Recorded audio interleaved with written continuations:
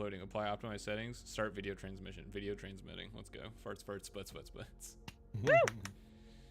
All right. Welcome, I think. Yes, we're all welcome. Oh wait, that didn't do what I wanted it to. All right. I quit. There we go. That doesn't really do what I wanted to do either. You guys will paste it in the streams and videos section. Welcome to another misadventure and our realistically episode 1 of our newest campaign, Mistwardens Shroud. I do want to go around. We're going to briefly introduce our players, tell us your character's name, class, and an interesting fact about them, and then we're going to leap into it. And I'm going to start in alphabetical order based on Discord. Therefore, Caecity, you are first.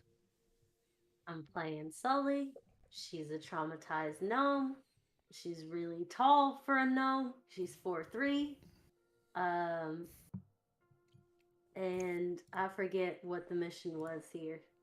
That's that fine. was it, right? Yeah. Yeah. Also, if you want to shout out your socials, feel free. Okay.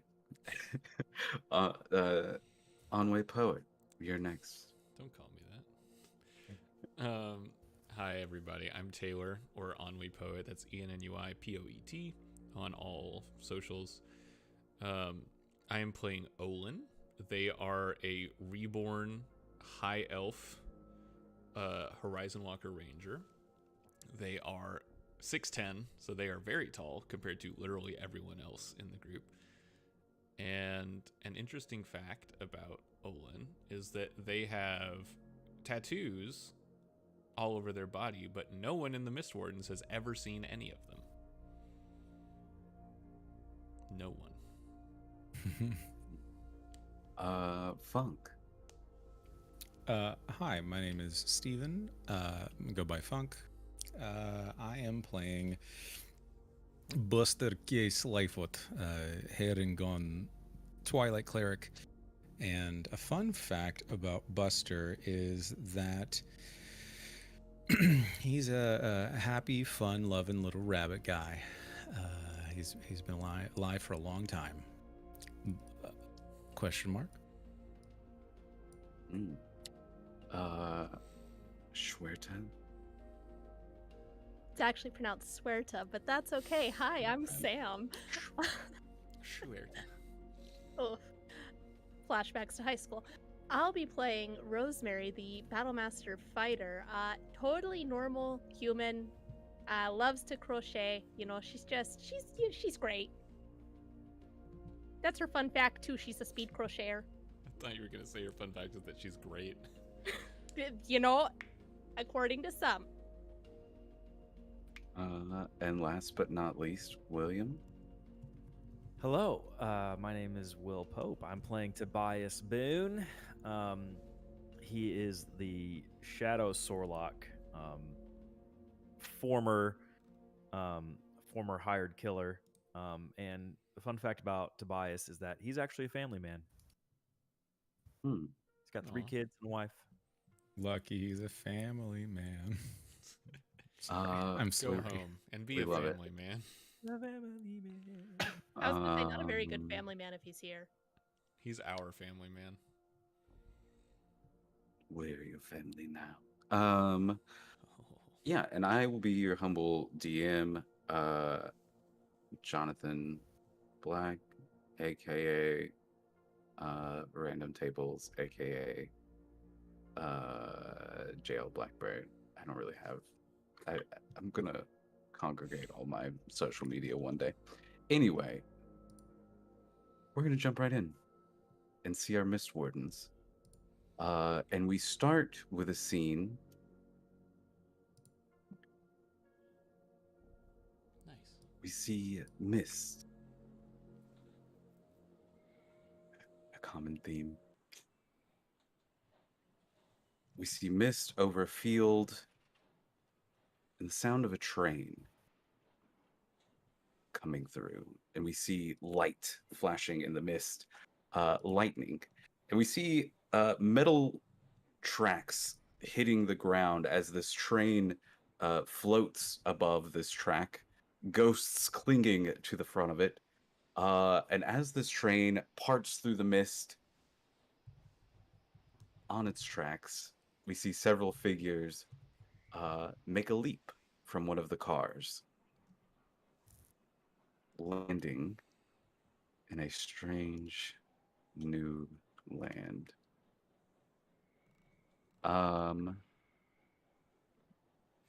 So, as your characters, each step foot, you reflect on the mission you've been given, much different than others that you've been given as a Mistwarden. Not just to save one person or one village or kill one monster or one tyrant, but to save an entire realm that is slowly being destroyed. You're surrounded by mist. You see in front of you a field of red flowers. Beyond that, you see several gravestones. And you can hear the sound of someone digging.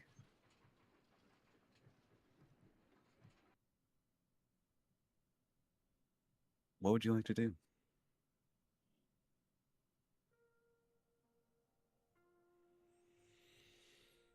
Is our vision obscured of this person digging, or is it just like a sound? Is it all mist? Is it partially mist? I will say there is a heavy mist. I will say most of you, Buster, and Olin, you two can see like a silhouette through the fog here. And I'll say that it's not quite nighttime. It looks like it's about twilight. You can see the sun low on the horizon, as well as like a bright golden star very high up in the sky, as like the only two bright objects you see. And in the distance, you see what looks like perhaps a manor house or a fort or some sort of structure off in the distance where you can make out a couple of lights coming from an upstairs window.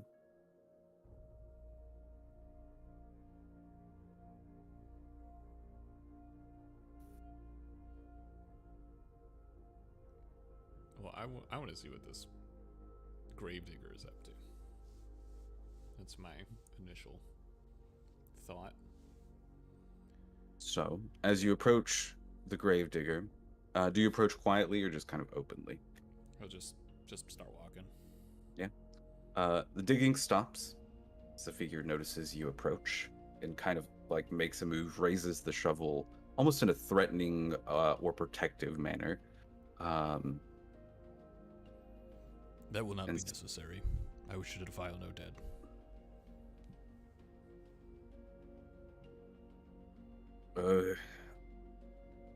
Pardon me, are you a Shrouder?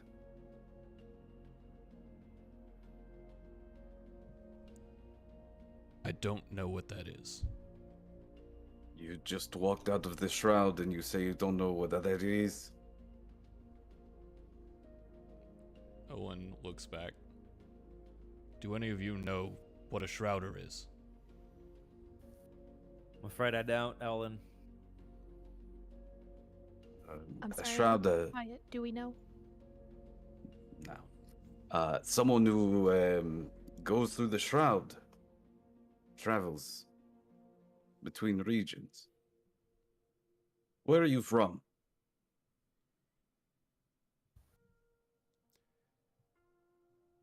From area outside of regions. By your meaning, technically, we are Shrouders, but we use Mistwarden is our term. We can call you Shroud if this is what you use. But hello, we mean you no harm. Maybe a persuasion check, Buster. Okay. You can have an advantage from Olin's introduction as well. Persuasion. And slow down with his wine. A total of 10. Yeah, the figure, he doesn't lower his shovel, but you do see him relax a little bit, and he says, well, I suppose I should invite you back to the manor house. Let me finish this. And you see he like drops the shovel and begins like there's a pile of rocks beside the grave that he begins like piling on top of it real quickly. Like he's already like you can see what he's working on, fresh dirt where he's like freshly buried a body, and then he's piling like several rocks on top of this grave, like in a pile maybe about like 1.5 feet tall above it. I think Olin helps. Is like immediately drawn to help out. Thank you, stranger. My name's Calfoy. You are? I am Olin. I have traveled from very far. These are my companions. They will introduce themselves. How's it going? My name's Tobias. That's Rosemary. She's a little bit busy right now. Okay, Rose. She's crocheting. She's in her own little world. Very focused on, Stitch. And then that's Sully. She's hiding. But she's very friendly. You can see a hair sticking out from corner. And my name is Buster.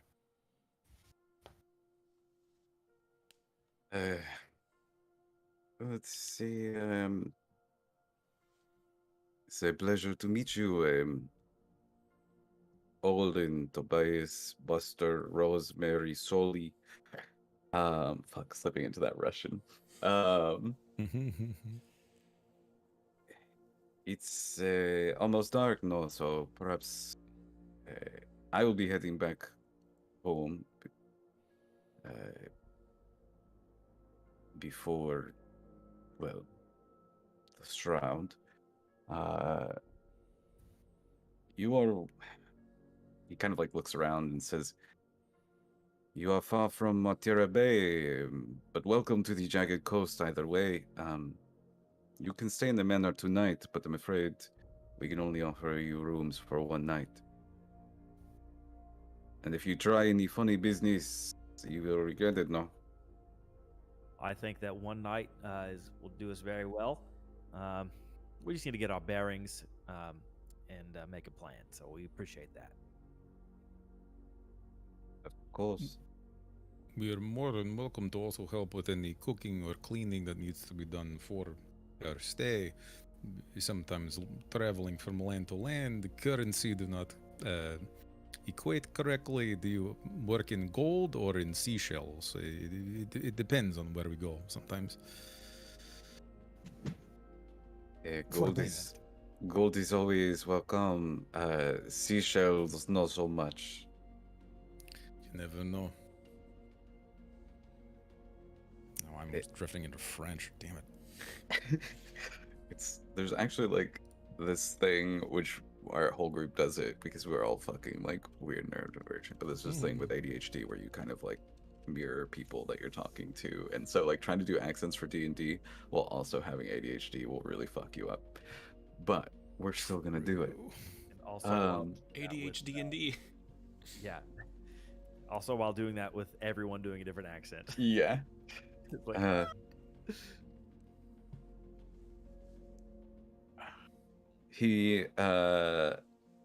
I should say, Calfoy himself, now that you've kind of got a better look at him, is a dwarf. He stands about 4.5 feet tall, very broad-shouldered. He has kind of like this, he's wearing very fine clothing, but his kind of like hair and beard are very unkempt, very long and like kind of wild. He's got dark hair, dark beard, pale skin, and he kind of puts the hammer over his shoulder as he begins walking towards this building with the lights on the second floor.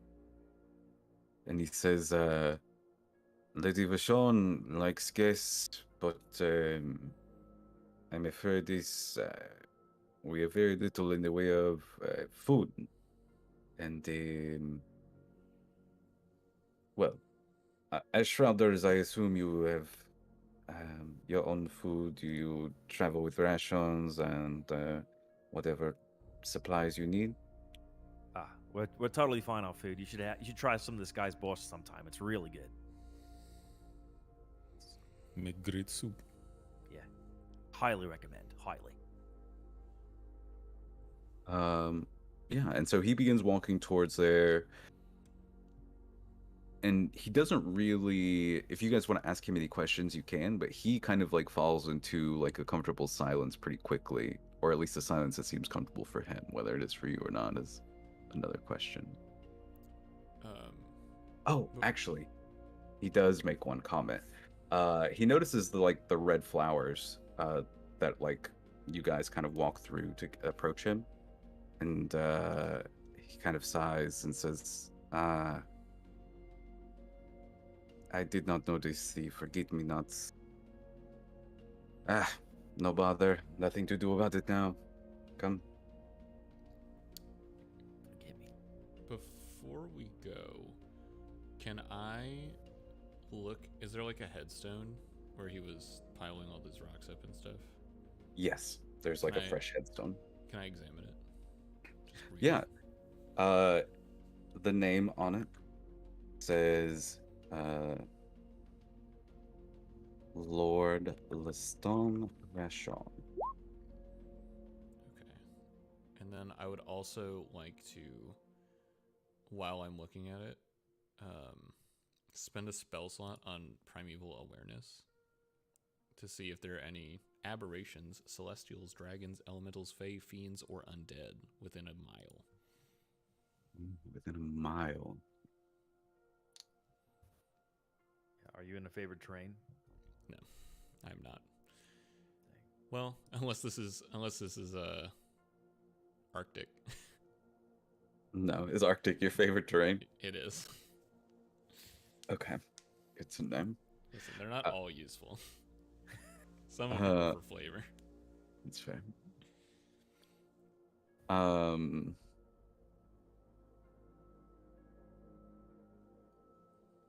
So, as soon as you do this, you immediately sense several undead coming from the direction of the mists. You also sense one aberration, probably within about a half mile from you, also in the direction of the mists. Olin doesn't say anything, just notes it and follows. So he kind of like walks back and he glances at you. I think he does ask one question where he's like, pardon me for asking, but are you part of the Kargat? Are we? So, who specifically is he at? Olin? He's asking the group as a whole. He just kind of like Oh. looks over his shoulder. Okay. Not currently, but it's something that we're looking into. I don't know what they are. Are we looking into car? Uh, I do not know what it is. You I was must gonna be I also don't know what that is. you must be very new to the well, perhaps the Kargat are not as strong in outside of the Jagged Coast, no? The Kargat, they are the how do you say, secret police. Oh, The, The the ones who bang on your door in the middle of the night and make your children disappear, no? oh yeah, no, we're not considering them. No. Looks up from her crocheting. Yeah, I retract my previous statement. Yeah. Nope, not one of them. Nope, nope, Ah. nope. You look like the type that might kill someone who looks at you wrong, eh? Oh, well, I mean, we You're might not do wrong. that. Kind of grows Well, we quiet at kissed her. then. She didn't want to go home, so we had to kill her. Would you like some soup? It would take little more than just a bad look for most of us, but some people just have awful look in their eyes. It is how it is. Quick question though. We are heading back to this manor house of yours. Are you afraid of something in the night? Is the nighttime somehow scary for you? Is there something that is meant to be avoided within nighttime? Malfoy stops and looks at you as if you are asking like a stupid question. He says, I am starting to understand you are not new to the Jagged Coast. You are not Shrouders. You are Mistwalkers. No, you are not from .com. It must have been lost in my thick tongue. I know it is difficult for me to explain myself sometimes. Rabbit mouth anatomy is different. You think after hundreds of years you'll get used to it, but you never know. Yes, Walkers, Wardens use different names. Came in on train. This is completely different land. I grew up in land of Fae, wild, and trees, and elves, and all these. It's completely different. We come from all walks of life. So this is all new. We are, when we say we are new to town, we are new to every town inside of Darkon. So you mentioned flowers, you mentioned things in the night. This is important information if we are to, figure out what is going on. You see Malfoy seems to get a little more tense at this like realization. And he says, it has been a long time since outsiders have come from outside the bay. Very strange times indeed, I guess. Yes, if you're not from Darkon, it's important for you to know at night that is when the Shroud strikes back. It spreads. The undead walk. Important thing is if someone dies, well, we either bury them and make sure to pile rocks so their bodies cannot rise, or we burn the bodies so they cannot rise.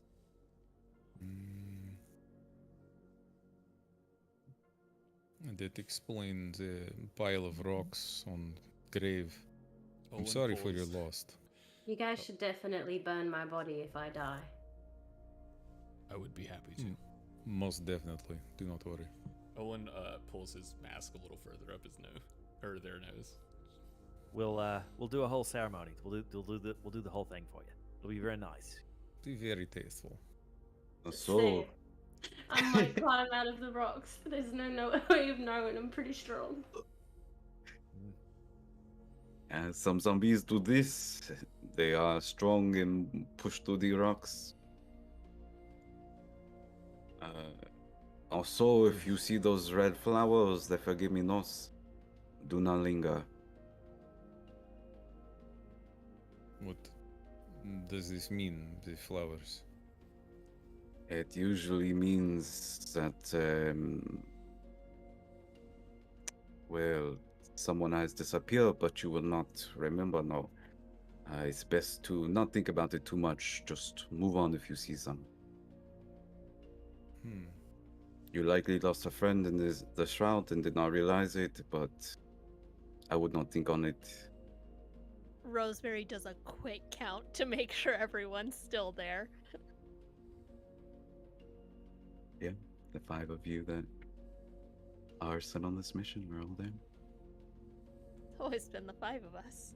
Mm-hmm. up. Oh no. Man, already the dread creeping up my back. I love it. Spooky. Was there more We than one are- person when we got off the train? No, this has been the only person so far. Then why? You know, I'm See, forgive me not, you will not remember the people that are gone. That's why it's best not to think too hard. Just keep moving on. Move away so that you do not end up forgotten. Okay, so I shouldn't have picked one. It's fine to pick. The flowers, as far as I know, are fine to pick. There are actually some collectors in the bay. Oh, well, glad I picked it. Hmm. Just sticks it into the cap she was working on. Listen, I'm a little surprised that you're not a little bit more unnerved by the fact that we just came out of nowhere. I know that y'all a little bit, but does this happen more often than you'd like to have happen? To be honest, it happened a lot more often in my youth. But it has been a long time, probably since the star in the sky, and he kind of like points to the gold star. Since the king's deer has risen, I have not seen anyone walk through the mist. I still hear strangers come in through the bay, strange ships from other lands, but it is not often we get people through the mist. No, the occasional Vistani, or yeah, that's honestly all I've seen in probably the last several decades. You are the first.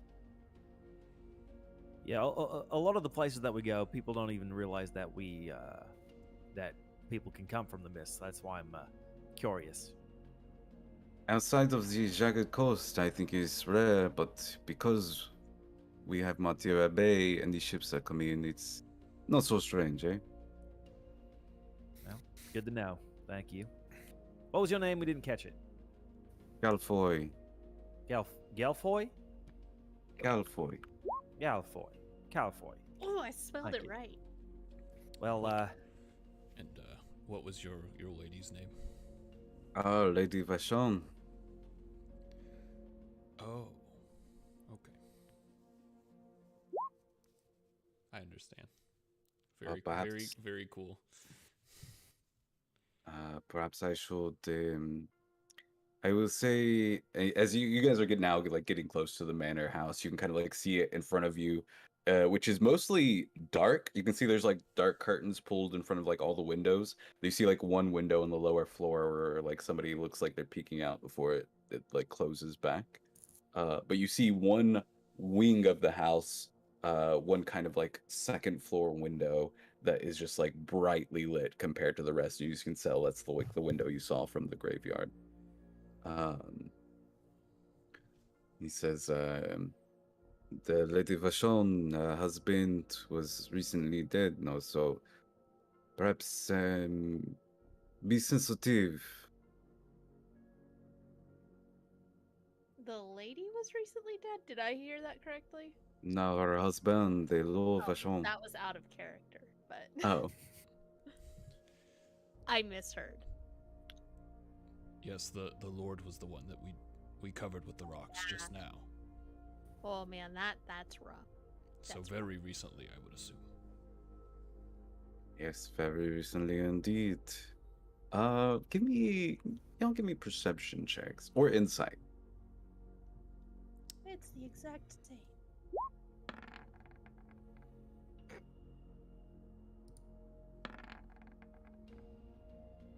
Nice. Yeah. Baby. That'd be a 23 for me. Inside. I got a 7. Wait, why does some of y'all? Why do I have 2 and y'all only have 1? It's a We advantage toggle. advantage. Oh, yeah. how do I do that? It's So fine you It if you. doesn't matter. Yeah, it's Okay. really fine. You just take the first number if it's 1. Mhm. Because if they have advantage, then they have to like press extra buttons. I leave mine Oh, I got a 5. on. So Tobias, Make her a casserole. Rosemary, both of you can tell this man is very like distraught and very grief-stricken by the recent Lord's death. Sully, Olin, Buster, the three of you can tell this man is trying to exude this sense of grief, but you, like, there's like this edge, there's like a hint of a smile or like an edge of like almost like someone getting away with something, or just like someone like a little happier than he's letting on about this Lord's like passing. Can I try but- to seduce him? How are you doing said seduction?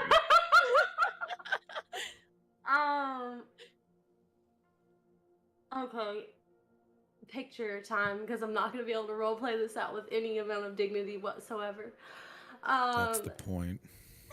Sully is just gonna walk up to him and like grab the bottom of his beard and tickle it with her fingers. Very foreign. Give me a persuasion check. This is gonna fail, and he's gonna be so mad at me. Sully's doing it again. You come up and start touching his beard, and he slaps your hand away. And he says, have you not heard of consent? No, they do not have that where you come from. In Darkon, it's important to ask before you touch a man's beard. Love French dwarves. I do love this French dwarf. What a genre.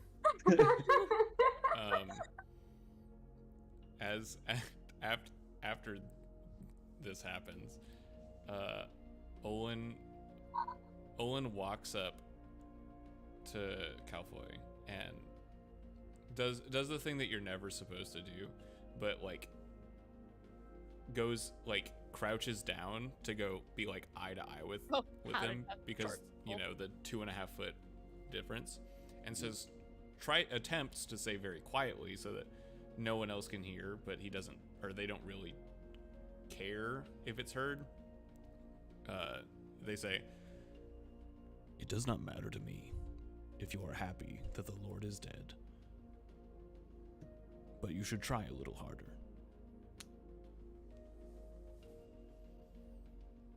How dare you make some accusation that I would have joy at my lord's death? I, of course, am very grief-stricken. As he's smiling. I was trying to keep this just between you and I, but if you're going to say this loudly enough that everyone else can hear, Oh gosh. That's I fine. really thought he was torn up. Yeah, and since we're talking about things that we didn't mean to talk about, I was only trying to flirt with you to find out why you were pretending to be sad about his death. And I did not use my accent at all that time. Sully, you sound different. I'm not gonna make any. It's fine. We can just assume the accent when you're not using it. Which is. So I would like would to ask you to do with all characters. reiterate that we mean you absolutely no harm. We come purely as a fact-finding mission to figure out what is happening with Darkon as a whole, purely to help. We have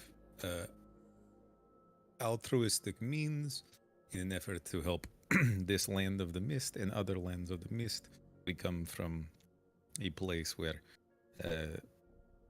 taking care of the mists as a whole is very important, and we've been told very little about this place, but what we do know is it is not in a great spot. So your personal things going on in your life and the sad passing of your lord is neither here nor there.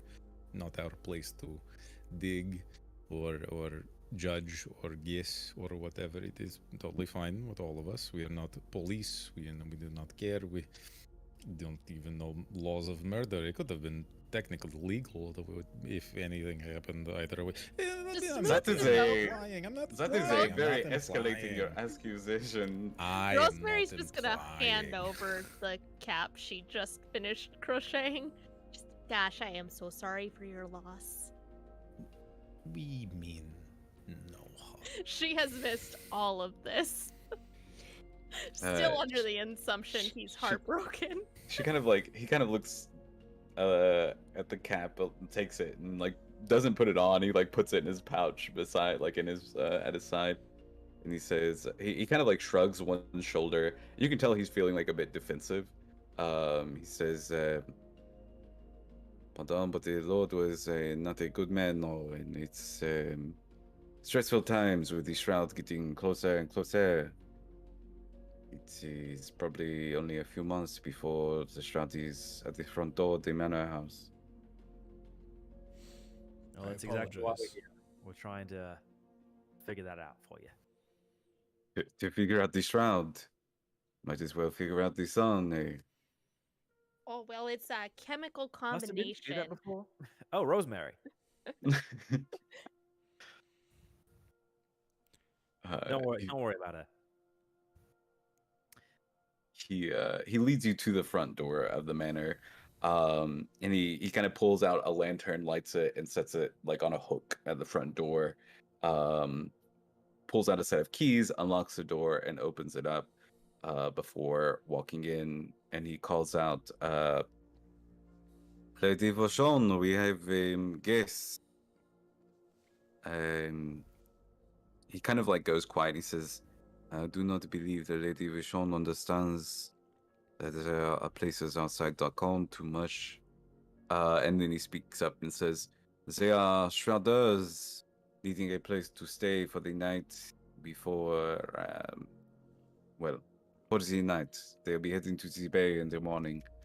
And he kind of like steps in, and you can kind of like see an open parlor. There's a set of stairs leading up, and two hallways to either side of this main entrance. And he walks towards the left down a hallway, opens a door into oh sorry, he doesn't even open a door. He goes over and the door's open into what looks like a mix of like a parlor and a study. There's a couch, several chairs, there's a piano set up with several books. You can see the wallpaper in this manor. Like, this manor is pretty well appointed, but it looks like it is somewhat aged. The wallpaper is like peeling.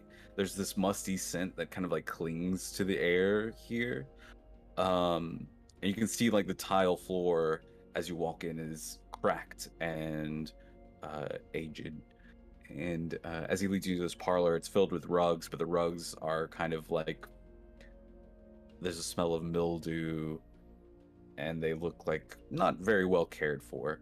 But there is a woman sitting in the study. She's standing near one of the windows, wearing a noble robe, a noble gown with a kind of like cloak over her shoulders and a hood pulled up almost to obscure her face. And she kind of turns to you, face shadowed, and says, "Be welcome to House Vishon." And she stands about 5'6" and appears to be human. She says, "You are more than welcome to stay here. I'll have Calfoy set up a couple of rooms for you in the guest wing. I'm afraid we've already had dinner, so we cannot offer you much in the way of food, but perhaps Calfoy can heat up some porridge or something for you." Whatever the lady will provide, we will happily take. Commoners eat porridge, right? Hmm. I They love do. porridge. That's correct. This is great. So I'm like at 9 days old. Perfect. I'm sure our porridge is much older than that. Oh gosh, vintage. Cowboy, were you? Olin looks over at Buster and shares like a knowing nod. Did we gather from Calfoy what was the cause of death of the Lord? No, nobody asked, unless you want to spend your inspiration to flash back to it. Or if you want to ask right now. Probably not in front of the lady. Yeah, that would have been important information. Oh, it's very Poisoning. tempting. It's so tempting. It's old porridge. Damn it. And for those watching, we have a bit of a house rule with our inspiration in which our players can use it for several different things, including flashing back to something that might have happened in the past. Oh yeah. So the lady, I think she eyes each of you, and I kind of want,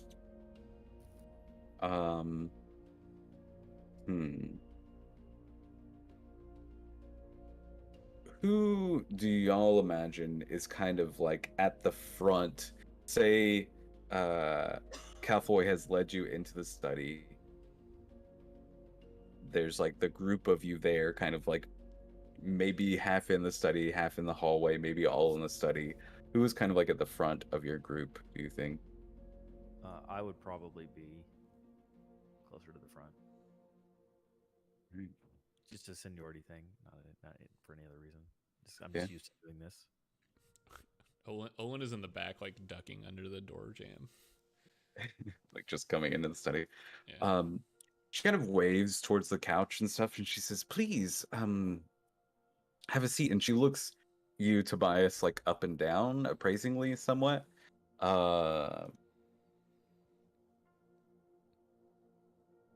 And I think I would like insight checks from all of you again. I love insight. That family man tag is about to disappear. Oh no. Can I use my divine sense right now? If you would like. I would also like to say in that moment when I'm so put off, I'm so distracted that my shadow starts literally vibrating. Just like waves of shadow are going through, and that ominous will goes through. Just by the way. So I popped it out too. Oh, you rolled a nat one. It's a strong evil ray. Oh Hey. shit! Let me mark that. The dice tell a story. Pardon me, chat, while I read these abilities real quick. Are you using your ominous will ability, Tobias? It's something that happens at a nat when I roll a nat 1. Oh. No That's matter fun. what. It's like my second roll of the game.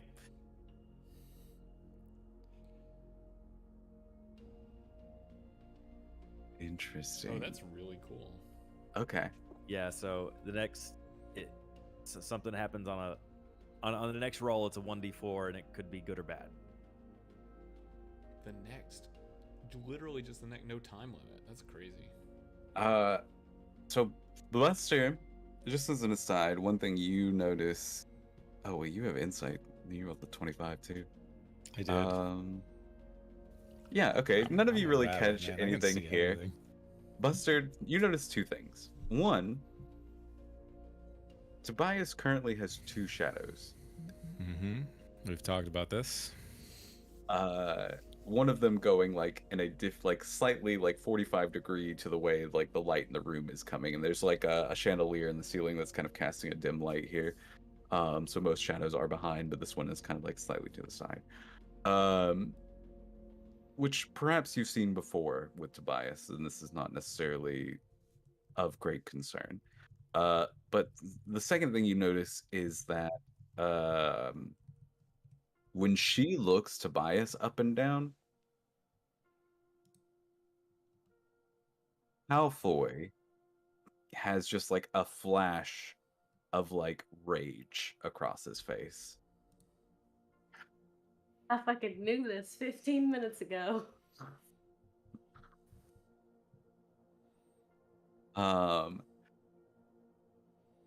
So Sully, what does it look like when you use your divine sense?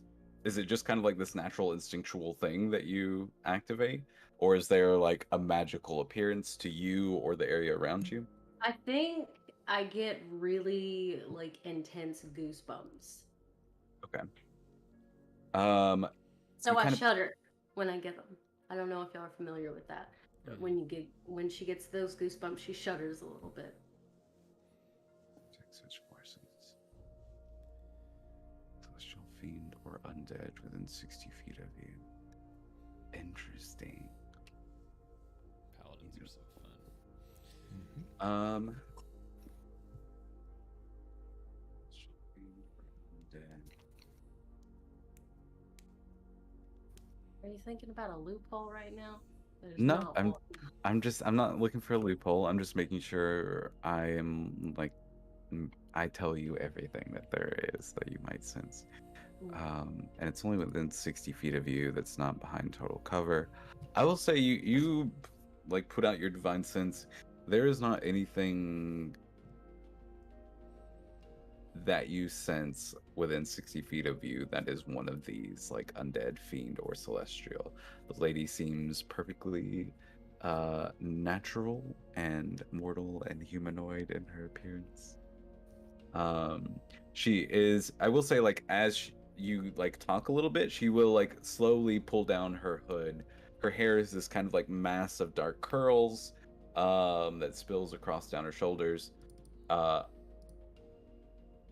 You do notice her eyes are like very far like notably far apart on her face. She has like this very wide, like almost flat face, but not really. But these kind of like thin lips, and she uh looks at you appraisingly, waves towards the couches, and says, Calfoy, will you go heat up some porridge or some other food for our traveling friends here? Calfoy mutters under his breath. It's only a couple of you, Buster, and Olin, and Sully. Oh no, sorry, I was looking at AC. Olin and Buster kind of like catch this muttering as Calfoy turns and walks out of the room. She says, "You must be so weary." And one thing, I say everybody will kind of notice at this point is that there seems to be several clocks in this room along the wall. Um,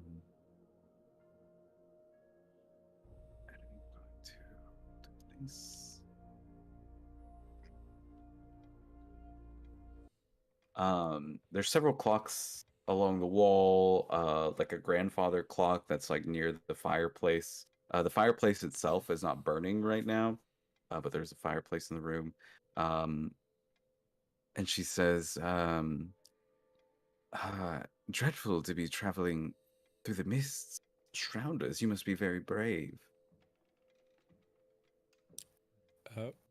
Real quick, Mm-hmm. can I do two things? As Calfoy's walking out, can I, one, real quick, make an aside to to Tobias, just like maybe like catch his eye or something, and just kind of like, if I could, mutter out to him, just like, night grows long. Account for that. In reference to the shadow, or if we had like a code word, like the sun's getting real low, buddy. If we did have a code word for it, then I would use it. But then as Calfoy is leaving, I would also like to offer my help to him and be like, "Oh, I'm also fine with cooking. 4 hands will do a lot better than just 2, if you need help." He seems kind of like he hesitates for just a moment before he just kind of like shrugs and says, why not? I've never seen a bunny man cook anything, so this should be interesting." It is a sight, I'll tell you that. Tobias sees when Buster did that and just nods at him. But Tobias looks kind of immediately sick. That's all I can do at the moment. I mean, Rosemary's gonna enter the room. She was offered. She assumes the offer was for everyone to come in and sit down. And gosh, you just got such a great house here. It's really nice. Yeah. Who all takes a seat in the parlor?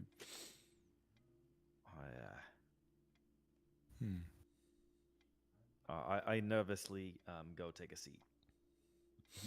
Olin stands in the doorway and like keeps an eye on I guess on like the front door or like the entryway, kind of trying to like be vigilant, but also pay attention to what's going on in the room. So Yeah, Olin near the door. Buster goes off with Calfoy and Rosemary. Tobias and Sully all take seats. Mhm. Alright. She also takes a seat. And you see there's like a little table next to her where she kind of there's like a teapot and just like a single mug that she kind of like pours tea in. She does not offer any of it to you, but like pours her Oh. own tea and like takes a sip. And she looks towards Tobias and seems to like focus her questions in on him and says,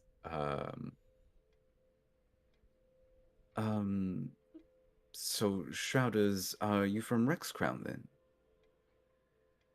A little bit farther south than that. Her mouth drops a little as she kind of like presses her hand to her chest and she says,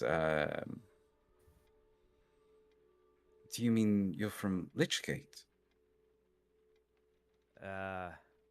Little bit farther south. You might have never heard of it.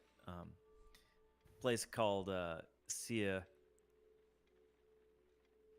Oh, she kind of like looks confused and she says, no, I'm afraid geography has never really been a strong suit of mine. I'm sure you have many other talents and skills. Oh, I am very talented, I assure you, in a multitude of ways. I'd love to I show believe you it. sometime. Do you have any like you do carpentry or something like that? Carpentry, how dreadful. No, my dear. What do you mean? I'm sure Well, she's very good with wood. I was Thank gonna you. make I a was trying woodworking to joke. say it. I couldn't Come on. stop laughing. I can, I'm very good at playing music, as well as, well, engaging conversation, especially in one-on-one conversations. Yeah, I believe you. Rosemary is actually a great little talker if you ever want to talk to her. I love your house, by the way. It's beautiful. Thank you. And she kind of like glances. She's like, "Which one of you are Rosemary?" Oh, yeah, that's me. Hi. Uh, Hi. uh, Do you have a favorite color of yarn? I like to crochet, and I thought I'd make you something. oh, that's so cute. Crocheting. Yep. Yarn. No, dear, I'm afraid I don't wear anything made of yarn, but that is, I look at her clothing. yeah, and she seems to be wearing like, And no wool. it's like Just all silk. silks. Yeah. Okay. All right. Well, maybe I'll make something for Calfoy. Do you know his favorite color? Oh, Cowboy's favorite color is a deep red, my dear. Okay. And she starts digging through her yarn. He's a man of passion. Do I No notice? comment. Listen, lady. I know how you must feel with losing your husband recently. I'm very sorry for you. Is there anything that we can do about that, or Oh. I hate to bring it up, but is there any how did he pass away? I'm very sympathetic because my father recently passed away, and so I'm in a similar state of losing someone close to you. Give me a persuasion or deception, Tobias, whichever you feel is more. Oh, okay. I'm sorry I laughed. It was just the way you said "Hey, lady." Yeah. Hey, lady. It was like Jerry Lewis. Hey, lady. Hey, lady. 19, but my ominous will is still in place. Okay. So Tell me your roll a d4. You can or I can. go ahead and roll it. Reduced by the number rolled. Where is It's it? odd, we add it, and if it's even, we take it away. If it's No. odd, If Oh no, it's odd, we take it away. so 18. And I get a little bit better as soon as it like fades. Okay, yeah, the shadow kind of like, though, I don't think anybody really notices this except for perhaps Tobias himself. Your second shadow kind of like reaches out almost to like grab the Lady Vashon's shadow before it like vanishes in a like you were back to having a single shadow. You see Tobias just breathe a sigh of relief for just a minute. And the Lady Vashon kind of like she does this. Oh yes, dreadful business, my husband. Oh, I have been a wreck for several days now. And it has been it's very challenging being a widow. It's so lonely, you know. But my dear husband, he passed away in his sleep. Give me an insight check.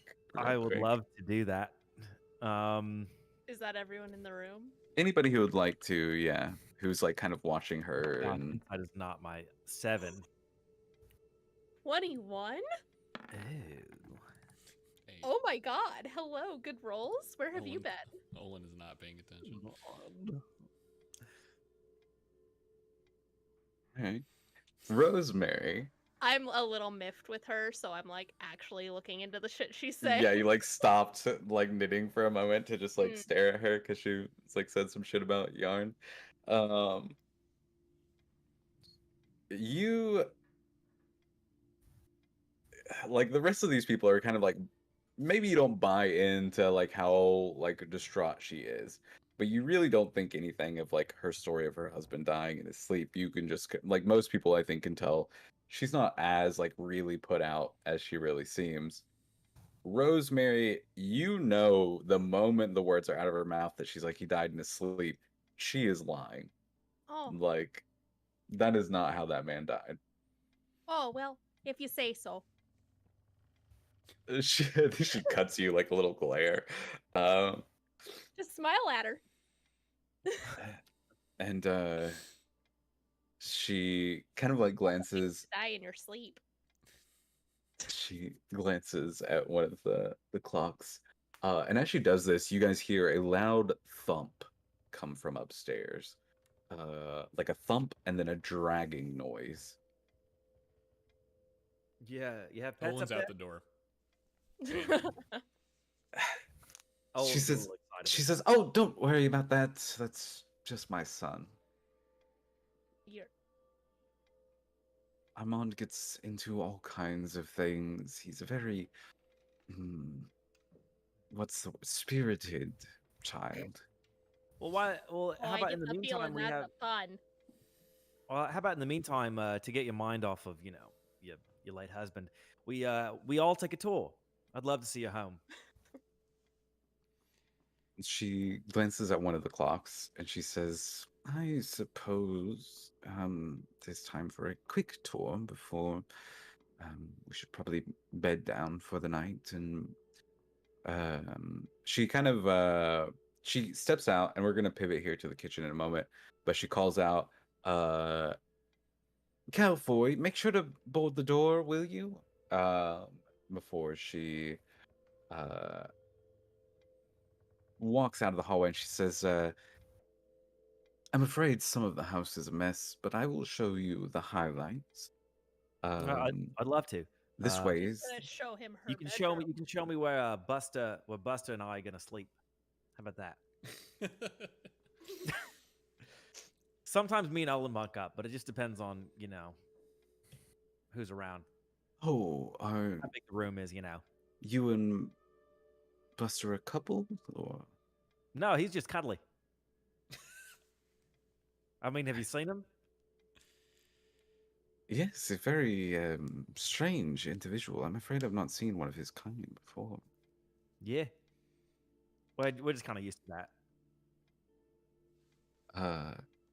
I'm sure we can find. Well, I can show you the guest bedrooms, but perhaps.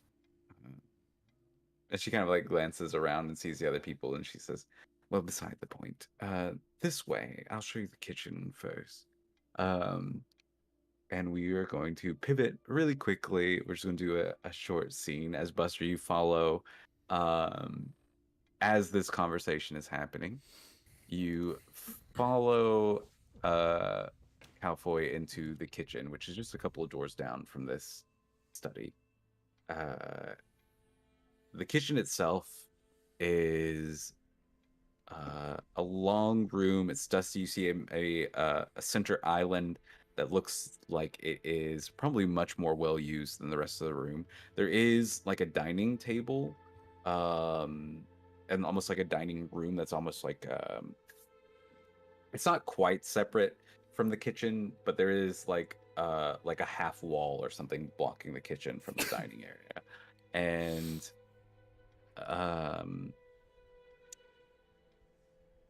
there is a small fire burning in the oven, or sorry, burning in the kitchen, and with a cauldron over it.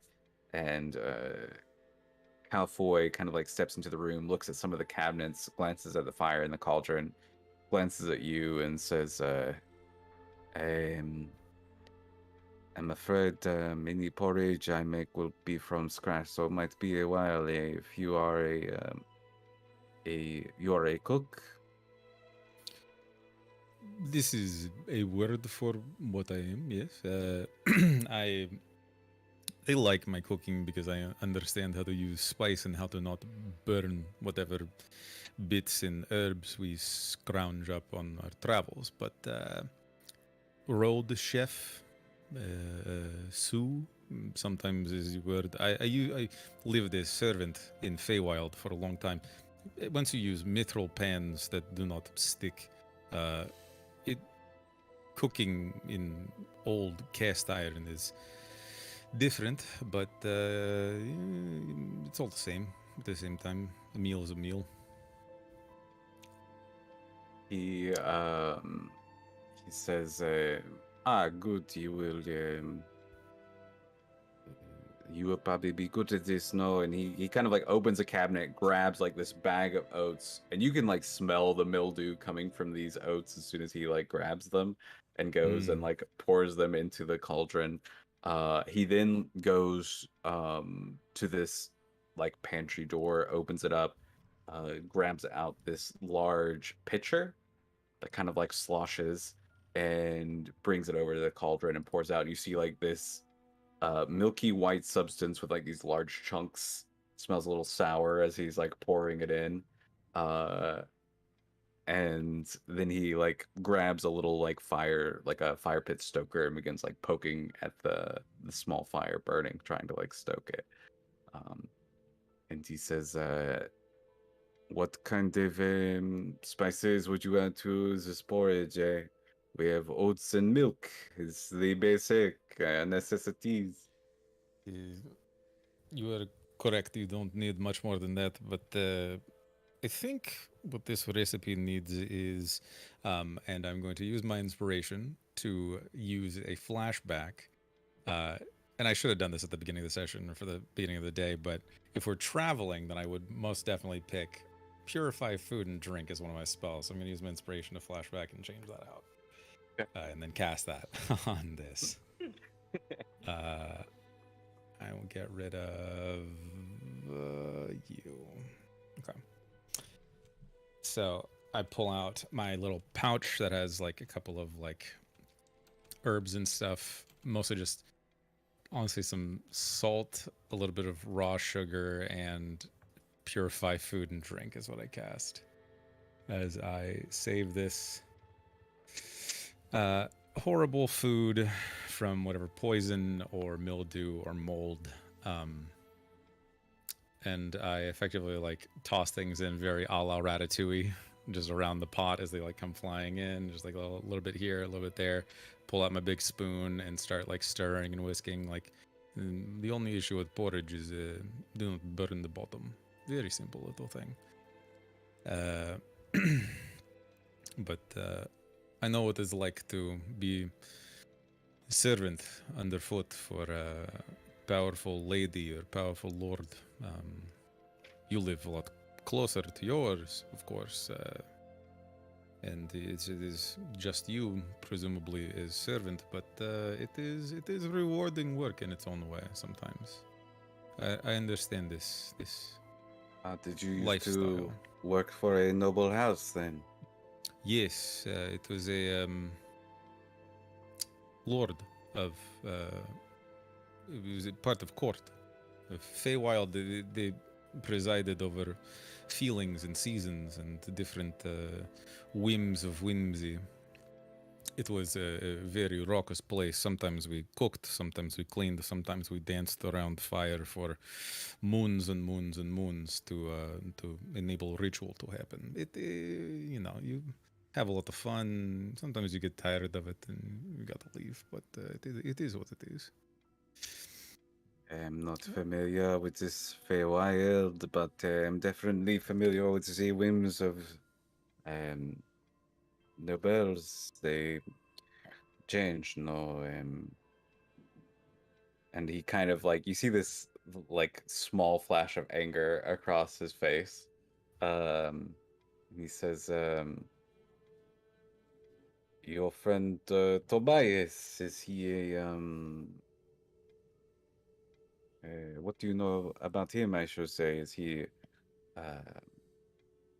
perhaps have a wife back home? Yes, he does. He has wife, he has children. We talk about it every now and then, and in very platonic way, we share bed together. Sometimes I am at the base of bed, wrapped up in small ball to keep legs warm. Sometimes we cuddle. Whenever it is cold, as you can see, I like tap my chest. I'm hefty. I have fur. I'm very comfortable. Sometimes I keep entire group warm at night. But he's very good guy. If your lady decides to take a shine to him, I think I do not speak for him in his relationship with his wife, but maybe he could make her very happy. I will not speak for him, though. I do not know. I mean, unless you want me to also warm your lady's bed, seeing as how she no longer has husband, I am very well versed in carnal arts, and I can cook. I can clean. I've spent many a night pleasing. I know my way around. And Buster says this absolutely matter of fact, just like, do you need your shoe shined? Do you need your butt waxed? Like, very simple, just like it is what it is. You see him take this like the poker that he was kind of like stoking the flames with and begin like tapping against his hand. And he looks at you, just like glares at you, and he says, if you try to sleep with the lady of the house, I should warn you now. I will have to take this poker and stab out both your eyes. No. That would hurt. I need those to see. So, but if you have claim, it's okay. This is fine. He just kind of like shrugs. He doesn't say no or yes to like the idea that he might have a claim, but he just says, I am very protective of the lady and I do not trust strangers. So perhaps you keep it in your pants for the night, eh?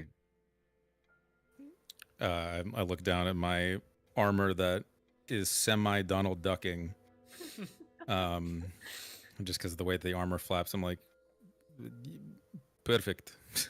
Whatever you say, I have no problem with this. It was merely offered because hospitality needs to be shown in kind.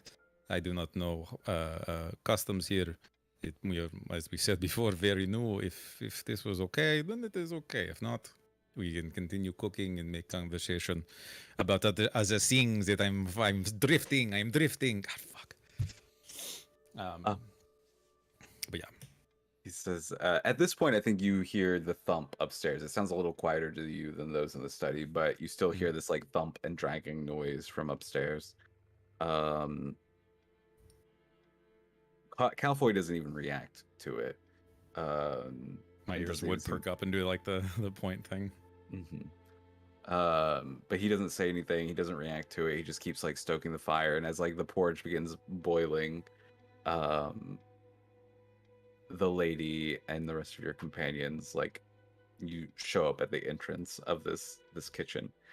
And the lady speaks up and says, "Ah, this is the kitchen. Beyond there is the dining hall. There's the door we passed leads directly into there, so we don't have to walk through the servants' area here."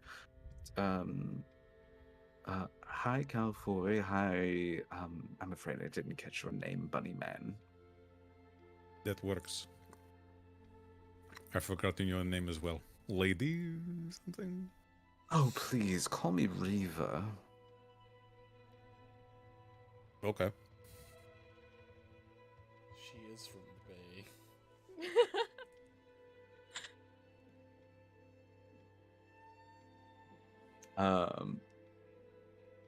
And The porridge she. will be done soon. Oh, sure. I guess, would you like to?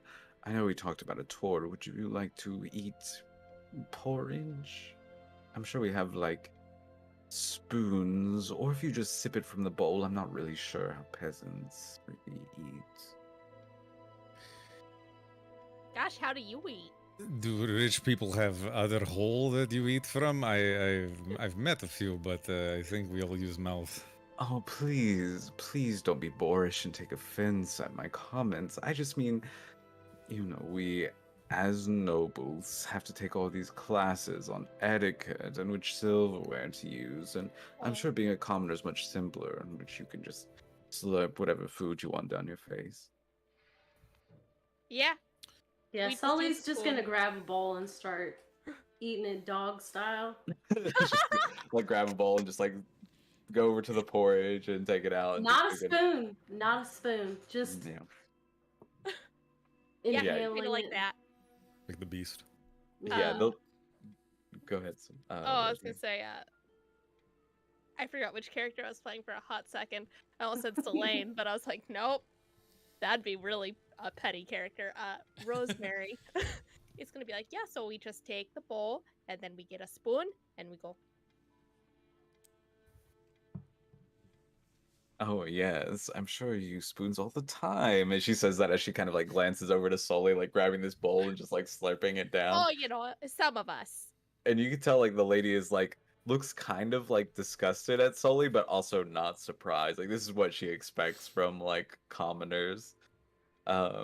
Yeah, Sully's gonna start growling now while she's slurping the soup, like she's protective over her bowl. Oh my, you should really feed that one. She gets very territorial over porridge. She really likes nutmeg. What can I say? Simple. Easy to please. Buster, did you cook this? I know I She did. says between like slurping. It's It delicious. is He's the best trademark. cook in the group. What can I say? Oh gosh, hold on, let me tie your hair up. You're be pulling oats out of your locks for days. I know you're saving it for later. And there are like several like bowls brought out and spoons if you want them. No. And the lady Riva says, "Please forget the tour. You eat. It's late. I should probably go back to my room. But if any of you need anything," and she like looks at Tobias like with this look of like very firmly looking at Tobias in this very obvious way. She says, "Anything at all. Please find me in our wing, which would be opposite the guest wing on the top floor. I'm sure, Calfoy, you'll show them where my room is in case they need anything, of course." And Calfoy is like, Buster, you hear like his teeth like grinding as she's saying this. And I think, Sully, you can too because you're close enough. Coming over to the bowl, he's just like his teeth grinding, and he gives like a curt nod, and she says, "All right, I'm gonna go check on Armand and then head to bed. You have a lovely night. If you do want to tour more of the house, I'm sure Calfoy can assist you with that. But it's late, and once the mist starts rolling, I just get so sleepy. So." Oh And gosh, she, then we better not disturb Absolutely. you. I might see a little bit tonight. I get a little cold. yeah, you hear, I look at Calfoy when I say that. and she grins at the thought. She says, "Oh dear, yes. If you get cold, I would love to warm you up. And then she just like turns and like walks towards the stairs. And Wow. And when she's gone, Damn, get it! and when she's gone, first off, how does Calfo respond? How does uh Calfoy turns his back to the group, and you hear like something like cracking or breaking in his hand. Or actually no, you hear like the bending of metal, and I think you realize he's got the like fire poker and he's like bending it in his hand. Um I turn to him and I say, "Excuse me, Calfoy. I have a question for you. She's gone, right? yeah, she's walked off. Were you the one who killed the Lord, or was it the lady over there? And I'm gonna cast friends on him. Okay. Go ahead and pop friends out for me. Okay. John, just for your clarification, I do want you to know that Olin is not with the group. Olin is trying to find the source of this sound. Oh, so he like literally left and went towards the sound. Yeah, I know you he went- mentioned like doing that, shit. but I no, didn't know no. if, like... Olin like actually went towards the sound. Okay. So we can play that in a little bit. Yeah, for sure. Honestly, I just later, wanted to make maybe sure we Reba were on can- the same page about it. No, I appreciate Maybe that. Reba can get it. He's giving big wine mom energy. Honestly, John, is she hot? good for her. You said she has really do far have to apart tell eyes and a flat face. You've I mean, already she's got described really it. She's thick curls and She's black kind of hair. hot in the way like Benedict Cumberbatch is hot. Like she Okay. might be ugly or hot to you depending on like your taste. depending on the Understood. setting or the scene. Yeah. I love this. I love this for her. Now I'm just thinking of like Understandable. either Benedict Cumberbatch in I'm drag or like a honest- female Benedict Cumberbatch. I'm honestly just picturing his face with the long dark curls and the silk gown. That's fine. That feels accurate. It works for me. Yeah. Honestly, it's doing something. Yeah. So I'm gonna make a quick charisma save for her. Oh, interesting. Wait, Oh, charisma. so this is on Calfoy. Yeah. There's no Uh, save. It's just I Oh, isn't haven't- it? It's a charisma save. Oh, for the Friends duration is you have not. advantage. Oh, okay. I misread that. It's kind of like a charm person, but they, Okay. They they get get- no save at all. they They get just that know. at the end. Yeah, Um, which is the interesting part about friends. Yes, they know there's no save. he turns to you and says,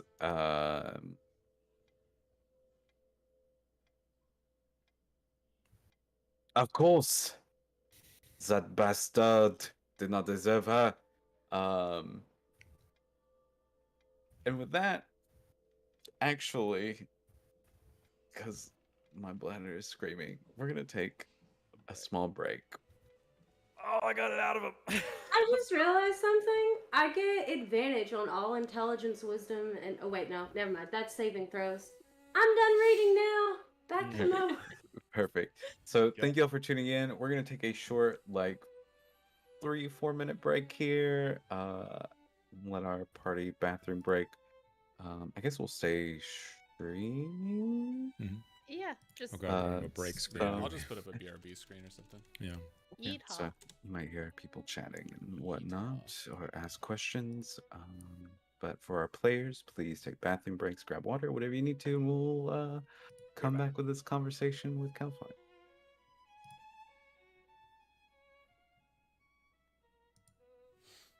Our entire party is just made of public nuisances.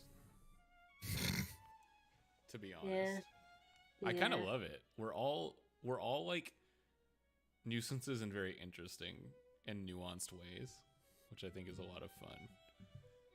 I just want to say I'm eating that bowl of porridge out of spite, not because that's how Sully eats. That literally was just to like gross her out. And I have to Poor pee. people. Yeah, Poor too. people. That was so fucking ridiculous. I got mad out of character. I was like, this bitch just called us peasants.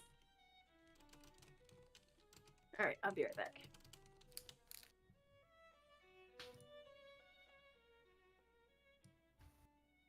It's too big.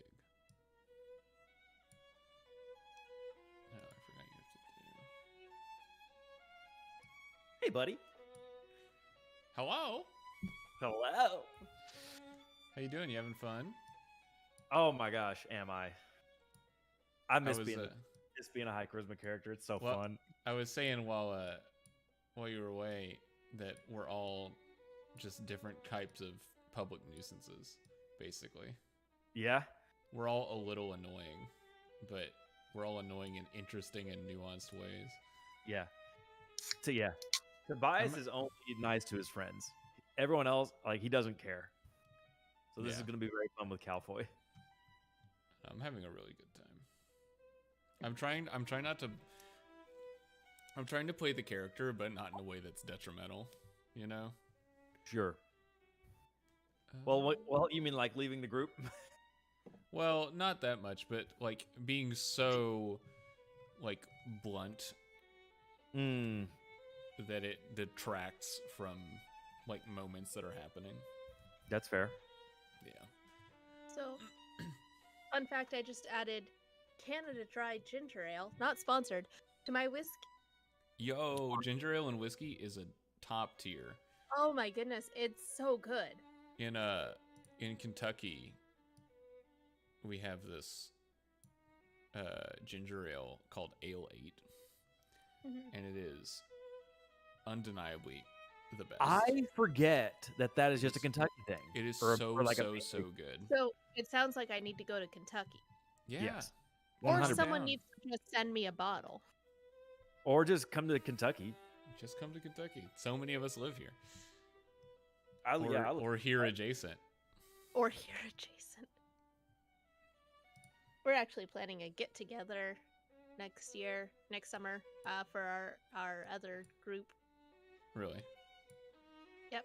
All getting in person and playing things. And I was like, if we get a big enough group, one, I'm running Bean Party, which is just a doTERRA thing. And it's only if a specific person comes. But two, I'm going to do the thing that I've always wanted to do, which is when you have a giant group, you have two DMs, and they're taking care of the two parties, and they are running through identical dungeons, getting towards the center of the dungeon where they meet up and they have to battle each other. And I have wanted to run that for so long. That sounds fun. A little bit of PVM, a little bit of PvP, a little bit of... Yeah.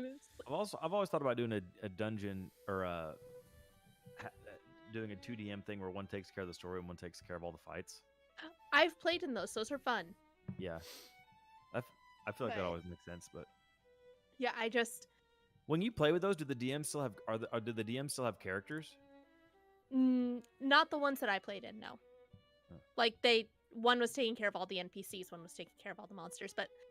Yeah, my idea with the race towards each other dungeon is the team that gets to the middle first gets all the boons and buffs that are in the middle area before the final battle. If they get there at the same time, though, that's it. They're gone. Fight as you are. I've always wanted to do it. Gross. There's got to be something negative to running for the middle immediately and getting the buffs first, and there's got to be something positive for staying behind and potentially getting other stuff. Have you heard of the 5-room dungeon? I've heard of like variations of it, like the 1-page dungeon or the 5-room dungeon, like being a thing that people do. Through the 5-page dungeon and the first 5-room dungeon, and the 5th room is the PvP battle. So, I guess the thing is, you lose less hit points and resources if you go through it smarter. Mm-hmm. But if you want to just bash your way through it, you'll get to the boons first, but at what cost? I gotcha. But yeah, that's something I've always wanted to run. John, are we doing any corruption points or anything like that? Corruption points? I don't think so. Hey John, can I change everything about my character? Remember dark side points? That was fun. I was asking because Ominous Will came out faster than I expected, and I was just like, I kind of want to know if that happens multiple times in a day, if like something bad happens. Can I just like spring something on someone else's character without telling them and like elevate them to a position where they have to be in the forefront, John? Is that a thing I can do to other players? I mean, as long as you're not like taking I'm command of their talking about what characters. you did to me on Sunday. Oh, no, that's perfectly allowed. Okay. Like what I did. It's totally fine. Yeah. Me? You're talking about me? We're Oh, talking you about changed the power you? dynamic and structure of the group completely in Look. one move? Oh, I Olin, will- you don't want to be the face of the group? I'm sorry. Congratulations, you're the face. To give some context, my character was the Duchess of a realm, and she's got shit to do, so she abdicated to her daughter.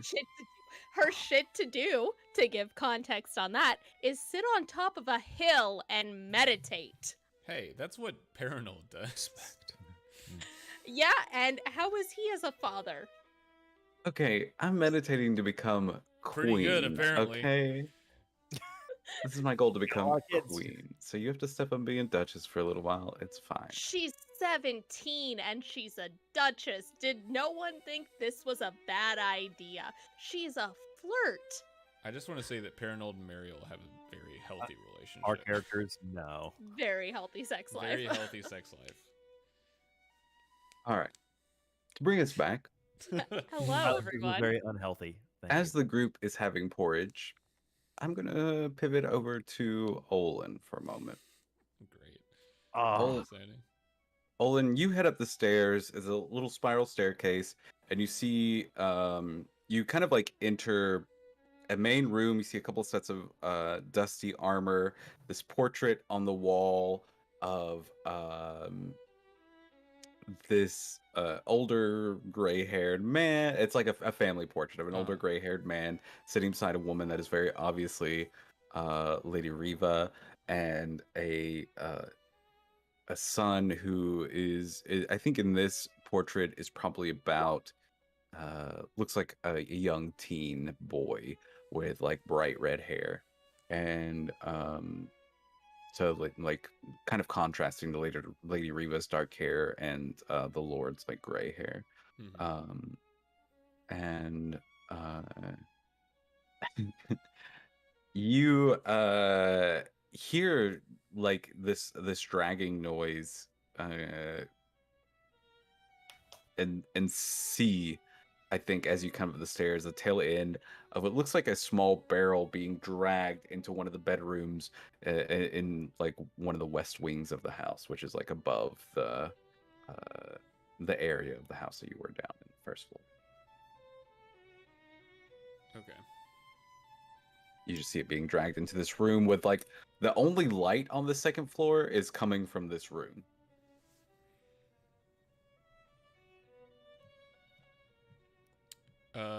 I think I would venture that Olin darted out of the room before Riva explained that it was her son.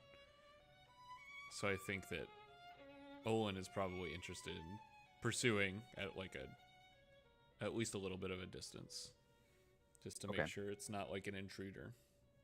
Do you come in slowly or try and like peek into this room? Yeah, I would say so. Okay. Give me a stealth check. I'm very stealthy. I'm going to use not my inspiration, actually. I'm going to use my reborn ability, which is, if I can find it, knowledge from a past life. I can roll a d6 and add it to the check.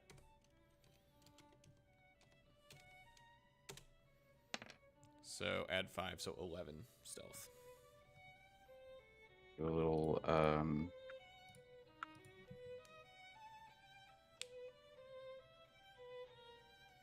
okay. Sorry, doing a little contested roll.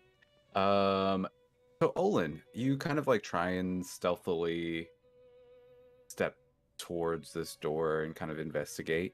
You get like maybe 2 steps from the door and step on you take a step on the wood floor that creaks very loudly. Um, and you hear a voice from inside the room. Actually, no, you don't hear a voice. You hear footsteps coming towards the door. And you see a figure, kind of like as you're coming up to the door, that's standing. I think the figure surprises you because the figure is standing about 6'10". Are red-haired, like kind of stooped over, due to like the height of the room. It's like it's like pretty high ceiling, so perhaps they're not as stooped over. But they kind of like come over and are about to like slam the door when they see you and like take a step back and says, "Oh, yes, sorry, I thought you were my mom for a moment." And he kind of like looks around. Uh, Says, "Are you supposed to be here?" I am a guest of the lady. I assume you are not a home intruder of any kind. Do I look like an intruder to you? I suppose an intruder would not retreat into a room in the home. And like he does seem to be wearing like fine silks and stuff, but this figure just looks like massive, like he's broader than Olin, uh, nearly as tall, maybe not quite as tall as Olin, uh, and he kind of like glances at you. You kind of get a vision into the room, and you see a bedroom. Uh,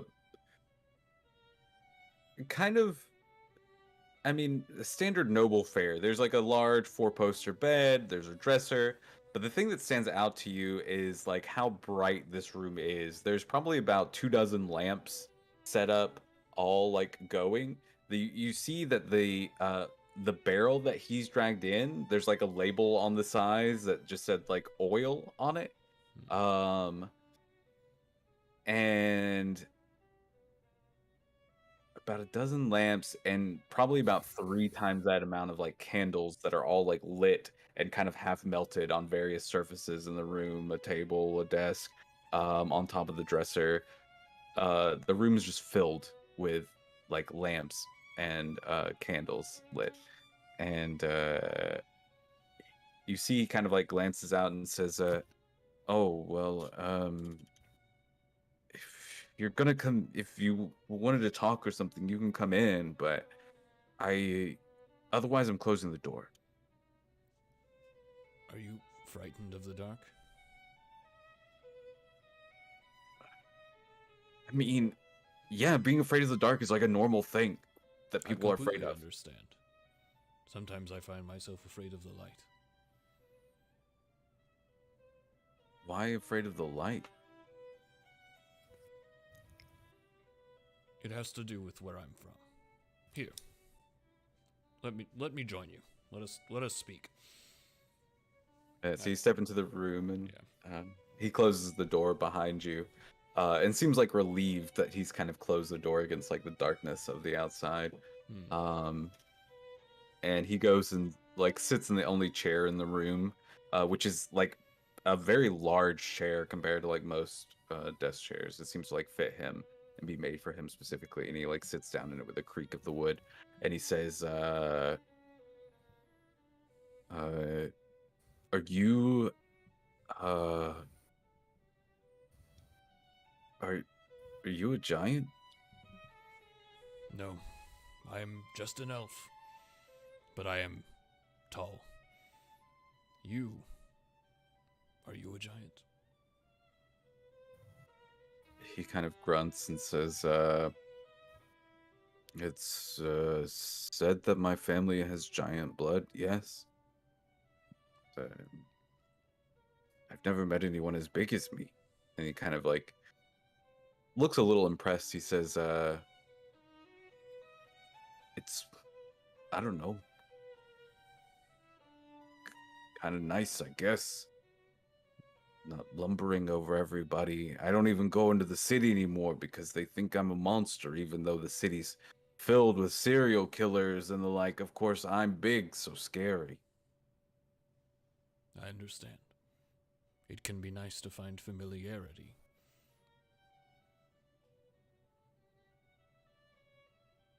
Are you sad about the passing of your father? Give me a persuasion check, Olin. I'm not very persuasive, but it's not bad. 15.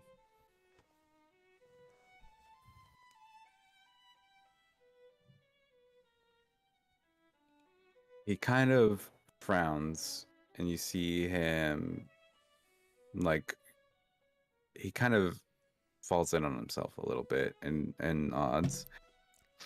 Says, yes, my father wasn't a nice man, but he was my father.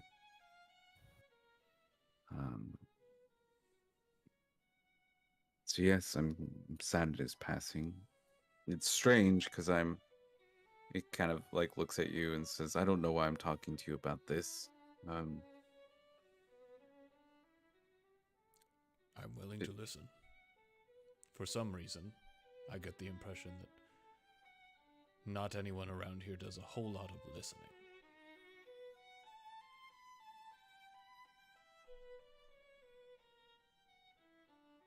He kind of like grunts at that and says, yeah, I don't talk to many people very often. Oh, do you want to see something cool? Yes. He gets up, and you see him walk over to like the dresser, and he opens the top drawer, and he pulls out this like something small. It's like wrapped up in a little bundle, and he pulls it over, and he unwraps it, and you see laying inside is a small dead bird, feathers that are like all white, other than like a little splash of red on its chest. And he says, and he holds it out, and he says, do you want it? A gift freely given is a gift freely accepted. He kind of like looks, he smiles a little, and he says, I mean, yeah, it's really cool, huh? I found it. I found it, well, don't tell Mom, but exploring the edges of the Shroud. It's pretty cool. I don't see many white birds. Oh, does this mean we're friends now? Yes. Oh, man, I always wanted a friend. Cool. What is your name? Armand. Armand. I'm Olin. It is a pleasure. Yeah, nice to meet you. And he kind of like puts out like this large, like meaty hand. I shake it with my leather gloved hand. Just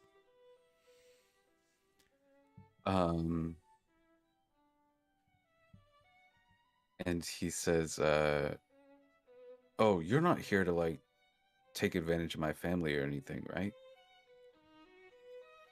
Dad said I always had to worry about people trying to get our money. If you want gold, we don't really have much. I have no desire for gold. I stay as far away from it as I can. Oh. I am simply here to right any wrongs that I may find.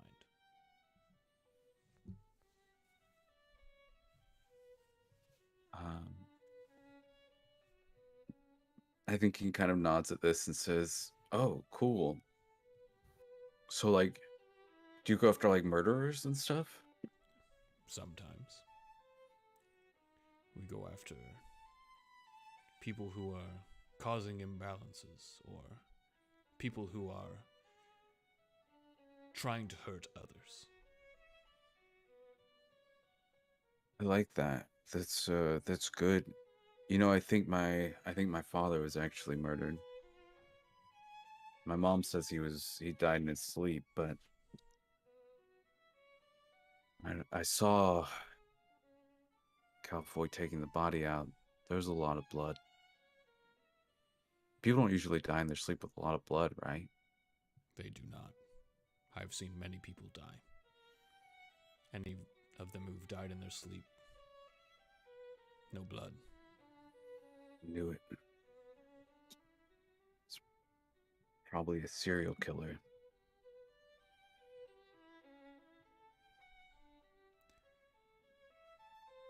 Owen takes a second and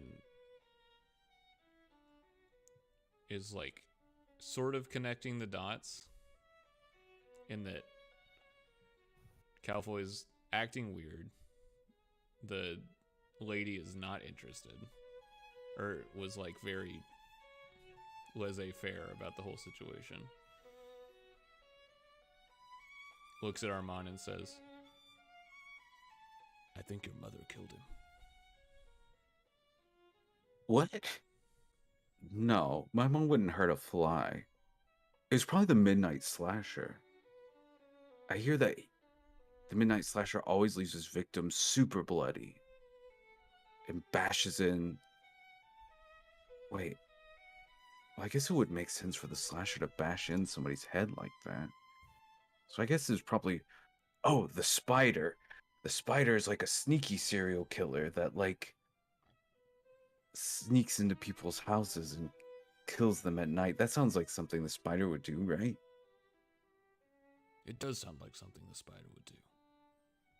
I'll tell you what, while I'm here, I'll keep an eye out for the spider and the Midnight Slasher. Kind of nods his head at that. He's like, I like you, Olin, I like you. Is there anything else you want to like ask him specifically? Because otherwise I think you guys just kind of like devolve into I somewhat was gonna small say, I talk. think now we just kind of chat, Yeah. hang out. So that kind of like devolves into small talk. He like kind of like shows you various trinkets. Like most of them somewhat macabre, around his room. As we pivot downstairs to the dining hall, where the rest of you are gathered, finishing up your various porridges, and it is dark outside the window now, especially after the walk home, or walk to the mansion, and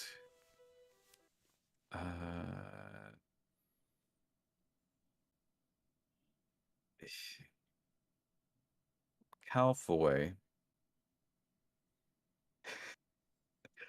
Calfoy.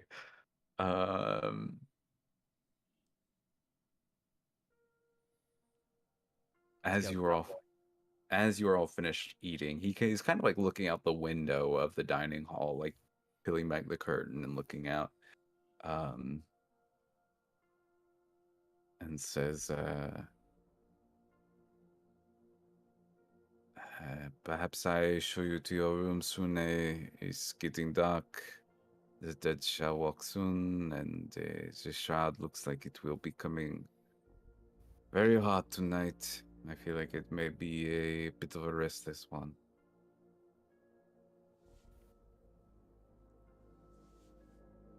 Do you have anything else to say about the husband? Oh yeah, we kind of cut away from that, didn't we? Yeah. The Oh, cutaway yeah, was yeah, yeah. literally the Sorry. You're right. accusation. So, we'll say it's still within like that like time frame of the friends cantrip. He says, I mean, what more is there to say? He did not deserve her, and so I killed him so that I could have her to myself. She basically begged me to. That seems pretty obvious, yeah. Any other ulterior motives? You just wanted the girl? That this whole thing was about? And have you done this before? I can spot somebody who's, well, taking a life, 7 to a dozen times. I have lived a long life and had to do many things I regret, but I do not make a habit of killing people. If you're worried I will bash your head in your sleep, do not worry, my friend. I'm not. And I say, you can kind of like... This lasts for like up to a minute. Yeah. He grabs some porridge himself and begins like eating it. Is there anything else you kind of want to talk to him about or ask him about? You can like fill your spell like ticking.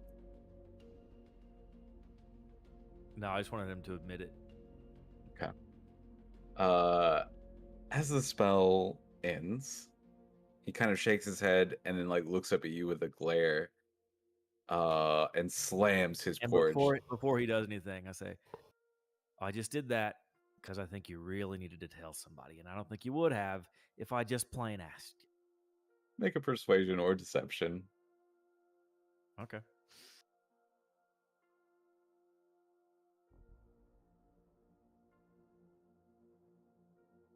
$20. He kind of grunts and looks towards it, like he spits towards you but doesn't really say anything else, and then he looks towards the rest of the group, like eyeing Rosemary, Sully, and Buster.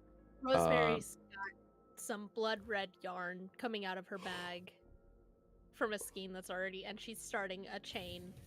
Yeah. She's just sitting there counting as she's chaining.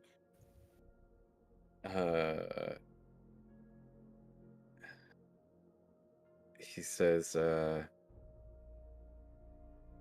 actually, he looks towards you, Tobias, and says, the lady paid special attention to you, eh? Perhaps you should go say goodnight to her. And then he looks towards Sully, Rosemary, and Buster, and says, what about you, eh? Do you want to warm my sheets tonight, eh? Oh gosh, I don't do that. No thanks. If you're offering, sure. Sully, do you say anything to that? Is that a no? Just pouting, or arms crossed? Definitely not interested. You rejected me earlier. Okay, but I'll let you touch the beard, eh? I'll pass. You lost. You bunny man, you come find me after dinner. I've never had dwarf before. Always worth trying. I'll show the rest of you to your rooms after you eat. Where's the big one? Don't we need to bolt the door? Didn't I hear from other room your lady say, remember to bolt door? Because of the dead that attack at night. I don't want to forget this potentially important detail. Yes, it's a good idea. And the field of dead, I think, will be overtaken by the Shroud tonight. So, probably especially a good idea. I can help.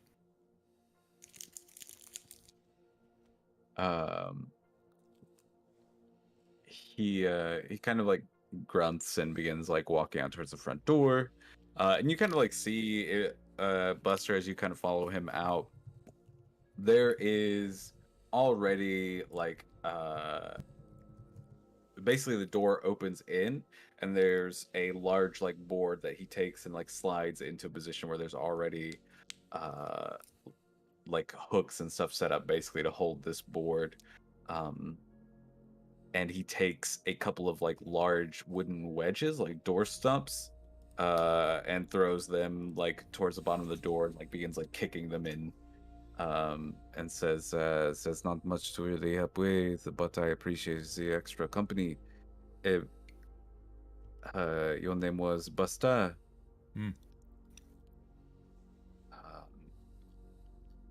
he kind of eyes you a bit and says, are you under a curse or something that makes you look like a bunny, or is that just how you were born? Technically, I was born as I believe the word in your tongue, or in this common goblin, goblinoid, hobgoblin, the taller, lankier kind. I was born as hobgoblin, as is technically, and the lady, I believe she is nobility. We could have bonded on that way, but I was also technically nobility. I was hobgoblin prince, but I spent time in Feywild, broke mind, lost all sense of sanity and self, and was made a deal: either die like rat outside, or be put to work in body of servant. And this was spare they had. So I am now. This is full flesh, not curse, not monkey's paw, horrible deal. It is fully who I am. The strangest thing is the accent transferred. This is how I spoke before. This is something that I'm still pondering on. You say some funny words, friend. That he begins like watching. That's all he says to that, and begins walking back to the kitchen.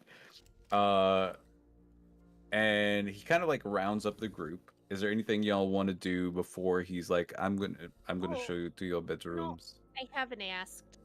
I'm sorry. Have you seen anyone that looks like me?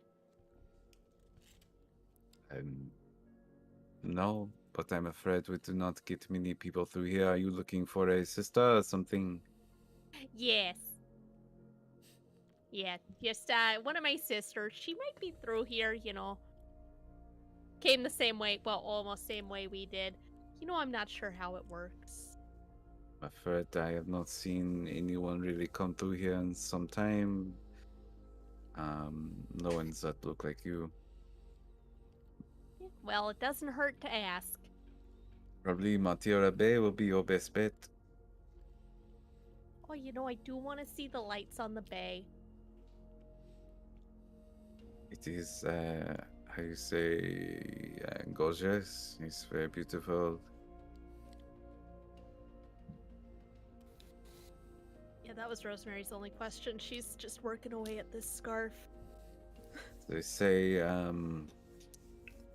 you can see the spirits of the dead very well from the bay. Oh, And they that's look beautiful. spooky. Oh, yes, as the dead bodies rise, the dead souls march. It is part of the calm. Huh. Both beautiful and macabre. Dead bodies rise and dead spirits. Sorry, could you repeat that? So She's dead got a little notebook. yeah, the spirits march on. They walk. You know, that's poetic. I agree. They say the spirits are all marching towards Lichgate, the old castle where the once king once lived. And they go to honor his dead.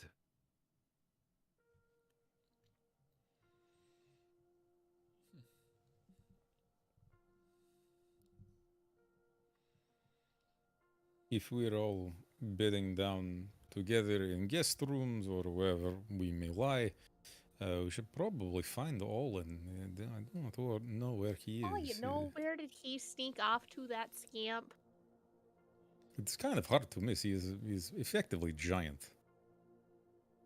He's big man. Hard to misplace him.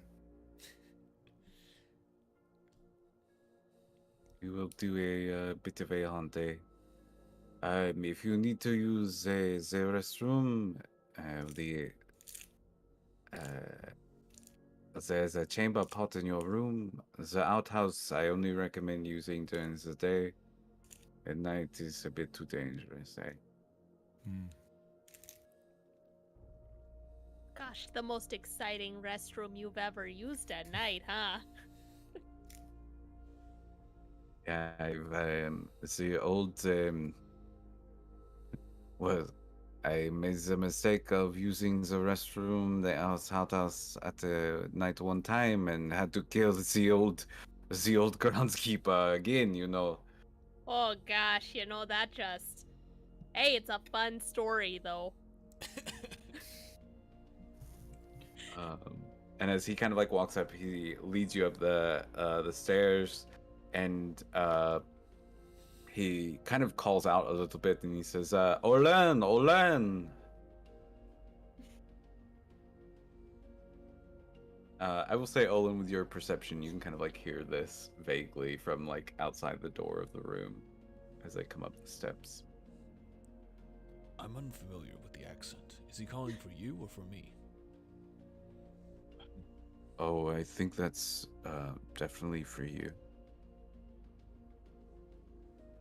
Well, He doesn't really talk to me very much. well, that's a pity. It's been great conversation. Oh, thanks. And you see his like cheeks turn a little red as you say this. And he says, yeah, if you have some time in the morning, I don't know, maybe I can if you guys are heading to the bay, I can kind of walk you halfway or something. There's a really cool like set of stones if you follow the tree line. I'd like to go out there and just kind of like look at them, because if you look at the stones the right way, they look like a big monster. I think that would be wonderful. I think that the rest of my party would also love to meet you. Oh, well, okay, yeah, that sounds great. I guess you should probably go though um if Calfoy's calling you. Yes, but I appreciated the time that we've spent together. And Olin takes his hand and shakes it, but like the two-handed, like grabs the hand, is like, Yeah. thank you He so shake- much. Oh yeah, it's been a pleasure. It's nice to meet somebody new. And he heads to the door and opens it for you. At like the light shining out into the hallway, the rest of you kind of see this. And Calfoy kind of hovers at the top of the steps with you, watching the light, but doesn't like step towards that side of the building. He just kind of like waits to see Olin exit. And says, big man, stop harassing the family. Let me show you where the guest bed down, eh? Okay, I will stop.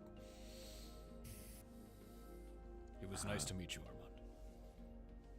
Kind of like smiles and nods. Yeah, have a good night. And, like shuts the door behind you. Armand for his part, or sorry, Calfoy for his part, he does like bring a like candle out and light it, carrying it like on a little tin tray to kind of like light the way up here. Because like I said, there's not much light on the second floor other than coming from coming from Armand's room. And Calfoy leads you to the hallway on the opposite end of the building from Armand's. And there's several doors leading off of this hallway, and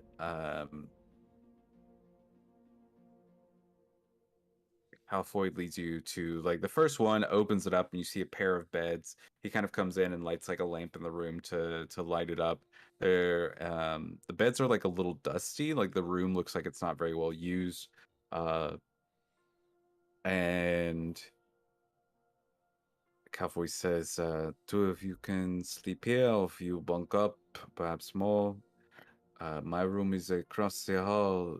If you want to bunk up with me, I would suggest not bothering. And he kind of like eyes Tobias as he says this, not bothering the lady of the house that she needs to sleep, eh? Yeah, I'm married, so I'm good. That's good.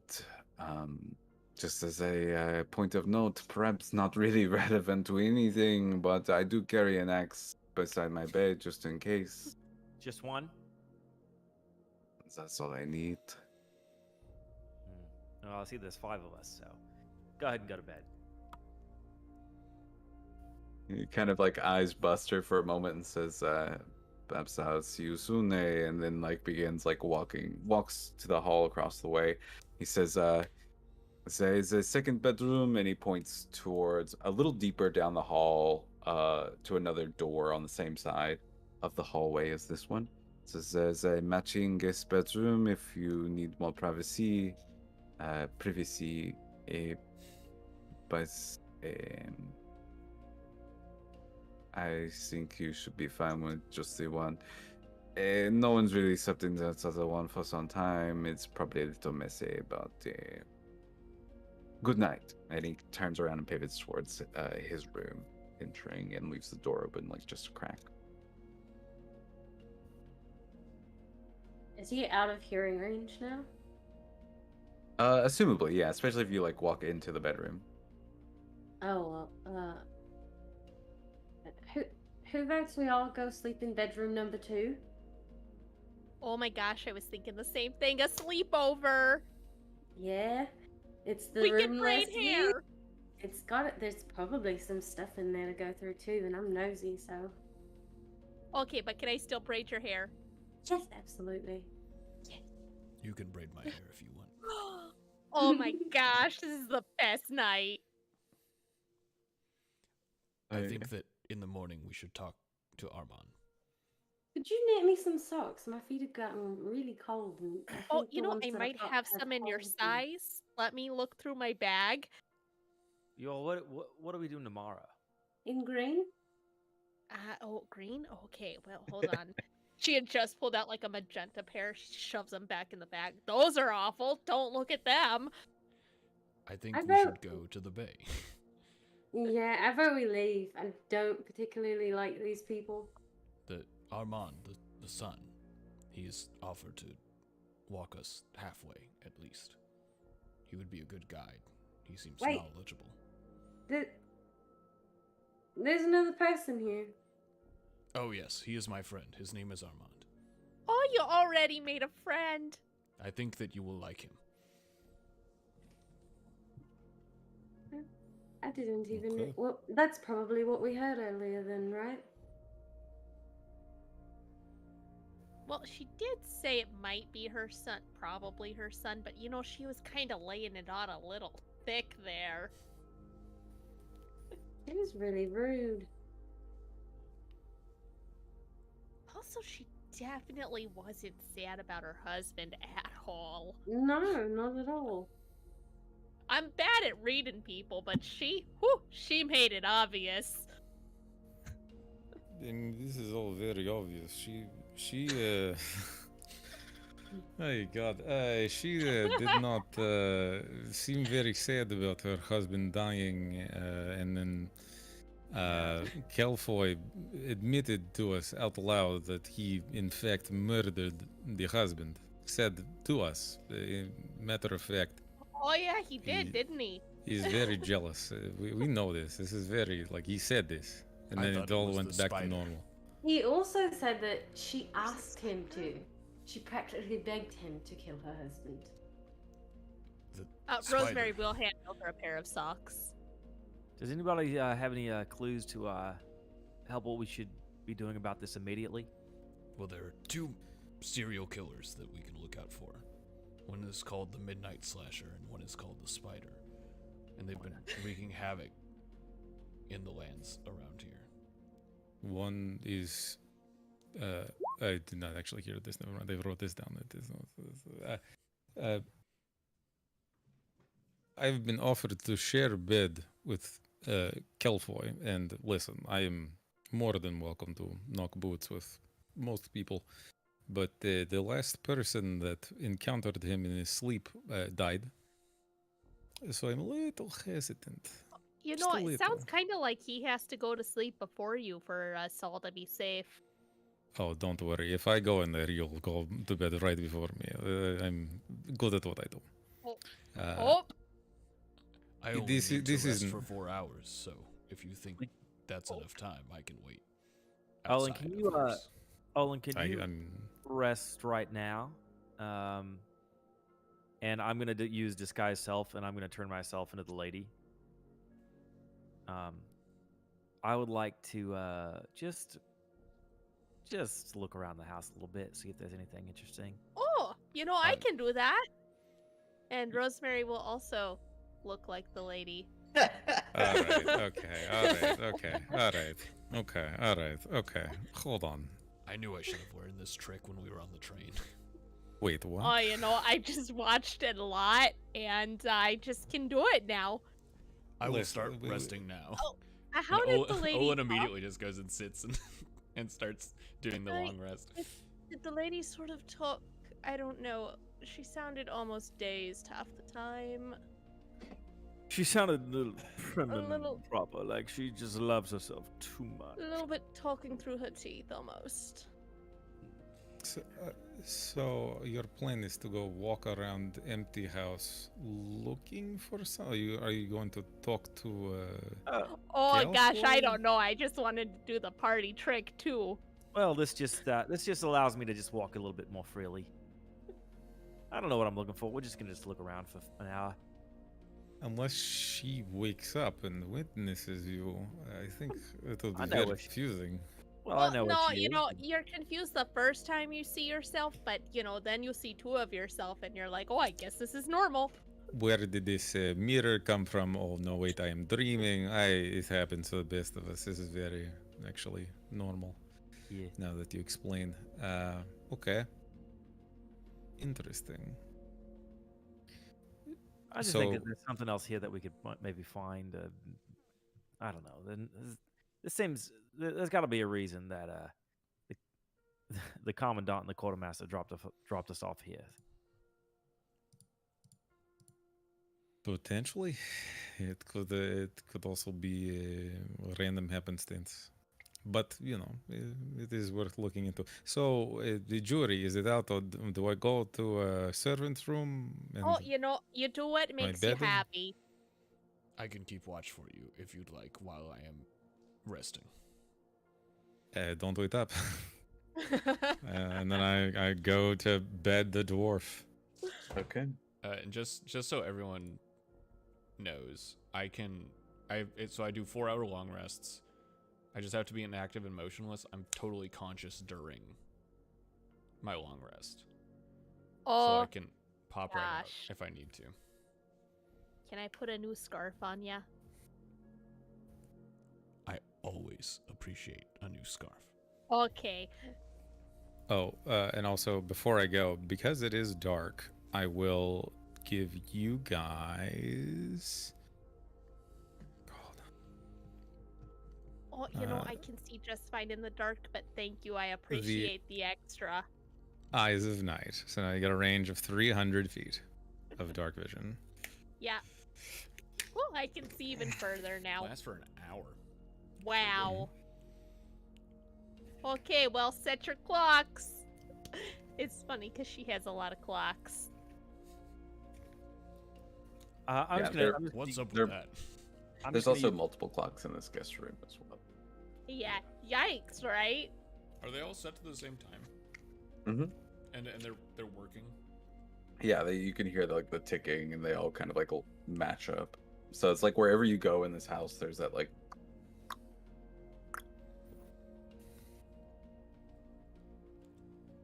I'm just gonna spend the hour just looking for. Well, first off, I'm just gonna have fun, and I'm gonna look for anything that's valuable that might be fun. I'm not gonna necessarily take it, but I just want to know. Casing then- the joint? I mean, a little bit, and then I just want to see, and then I'm just gonna spend the rest of the hour just walking around the mansion and seeing if there's any sign of any other struggles, locked doors that I can try to find, things like that. So Tobias, in the form of the mistress, is going to explore the house. Rosemary, are you joining him also in the form of the mistress? Well, first I'm gonna braid Sully's hair because I said I was gonna do that. Okay. Y'all are gonna move to the second guest bedroom. Yes. Olin, are you staying in the first guest bedroom that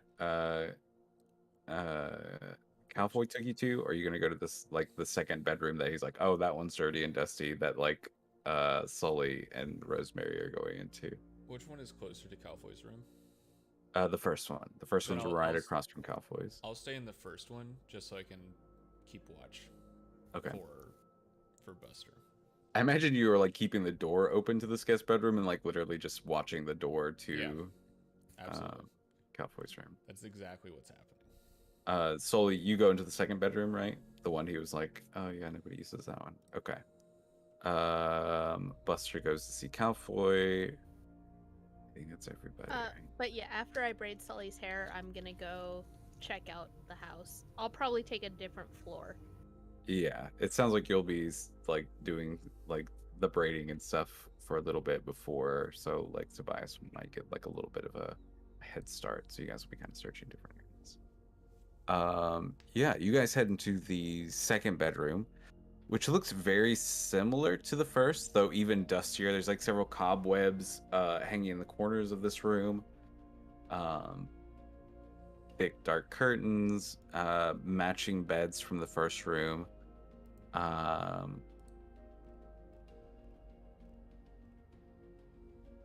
Yeah, other than like the dirt and the grime of this room, there's nothing that necessarily sets it very far apart from the first one. Can I investigate it? Yeah, give me an investigation check.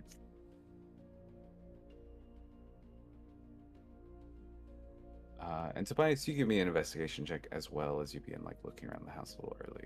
Could I do perception, Virgin? God damn. Yeah, you can do perception. Can I be I've giving had her advantage because I'm garbage braiding her hair, so I'm following along behind her? That's fair. Yeah, you could say she had advantage on that to give her like the 18. Yeah. Cool. Yeah, so Sully, you're kind of like looking around and don't notice much until Rosemary kind of like notices something and it kind of like helps point it out for you. There is a small wooden chest, and chest is like a generous word. It's like a small wooden box that's under one of the beds that you pull out that appears to be like locked, has like a small lock on it. Otherwise there's nothing really of interest in this room. Opening that box. Okay, well, it is locked. Are you just breaking it open, or do you have like? I'm picking the thieves? lock. I have that. You have thieves thing. tools proficiency. Yeah. So go ahead and give me a. I think it should be on the sheet. Double check. Yeah, go ahead and give me a thieves tool check. You should see it under your like tool proficiencies under your normal skills. You'll see passive wisdom, and then you'll see tools. Hey. Hell yeah. Nice. That's a good roll. So you break out the tools, and very easily like crack open this simple lock, break it open, and open this chest. Inside, you see a collection of things. There is 50 gold pieces, kind of lined up in these little rows. Almost like if you've seen like a poker set or something like that. They're kind of like lined up in just like these simple like rows as if they're like stored there. There is a set of playing cards inside. And then a small doll that looks like voodoo doll? possibly. It looks like it's made out of like corn husk. It has like a little ribbon wrapped around the edge, and it has like a small rope wrapped around the neck of it. The thing that probably stands out about this doll is that someone has like sewn like long curly hair with these two like big poofy like pigtails in it. And like the doll is even like made with these little like small pointed ears. It looks very similar if you didn't know better, you would think like somebody made this doll of Sully herself. Why is there a Sully voodoo doll in this box? Whatever you do, don't give it to Sam. You're muted. Dip it in Sam. holy water and hit vampires. Great question. What else was in it? There was one more thing. 50 gold pieces, and this cornhusk doll, and a deck of exquisite playing cards. Can I pocket all 3 of these? Yeah. Oh, I'm look at gonna that, I'm the gonna little give you. some. No, I'm gonna give some of the gold to her. Yeah. You and Rosemary split 25 gold pieces each. Mm-hmm. Gosh, we Fine. could get more ribbons for your hair. You get a deck of exquisite playing cards. They have like a gold filigree in them. The only thing that kind of stands out about these cards is that all the royal cards, like all the kings, queens, and jacks, are like look like almost like they are decayed bodies or like zombified almost.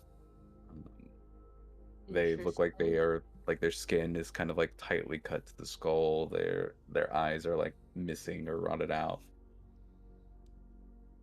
But the deck itself seems like it is like very high quality. It's made of like these thick vellum cards with like gold filigree. That's cool. I'm confused about the doll. How do I find out more information about this doll? Oh, you should sleep with it under your pillow so you can have dreams. All right. We're gonna do that. That's the sort of thing Mother would say. So as y'all are doing this, before you even like step out of the room yet, Rosemary, Oh yeah. Tobias, Hello. do you begin your search on the second floor or the first floor? Which floor is she says on the second floor, right? Yes, she's sleeping in the west wing of the second floor. Um, Y'all are so sleeping in the east wing of the second floor. I'll probably just start go and start the second floor because that's where I'm at. And I'm going to do this as quietly as possible as well. Like, Yeah. I don't want to be overt about this.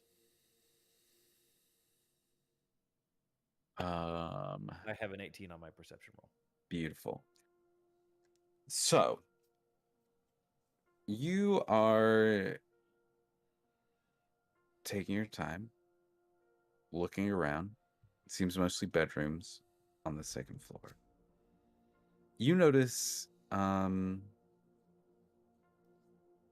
there's light coming from the room that Olin exited from, that you can safely assume is Armand's room. The thing that catches your eye, you almost miss it, is one of the windows in the main like central area of the second floor. The curtain, like whereas the curtain is pulled in every room, the curtain's only half pulled here, which allows you to see in the starlight of this golden star in the sky movement from outside that draws your eye. And so you kind of take a step towards this window, peer out at this movement. You notice several figures seeming to walk or stumble towards the house. And when I say several, I mean several dozen figures walking and stepping towards the house. And it's around this time that you begin smelling smoke and see it billowing out from underneath Armand's door.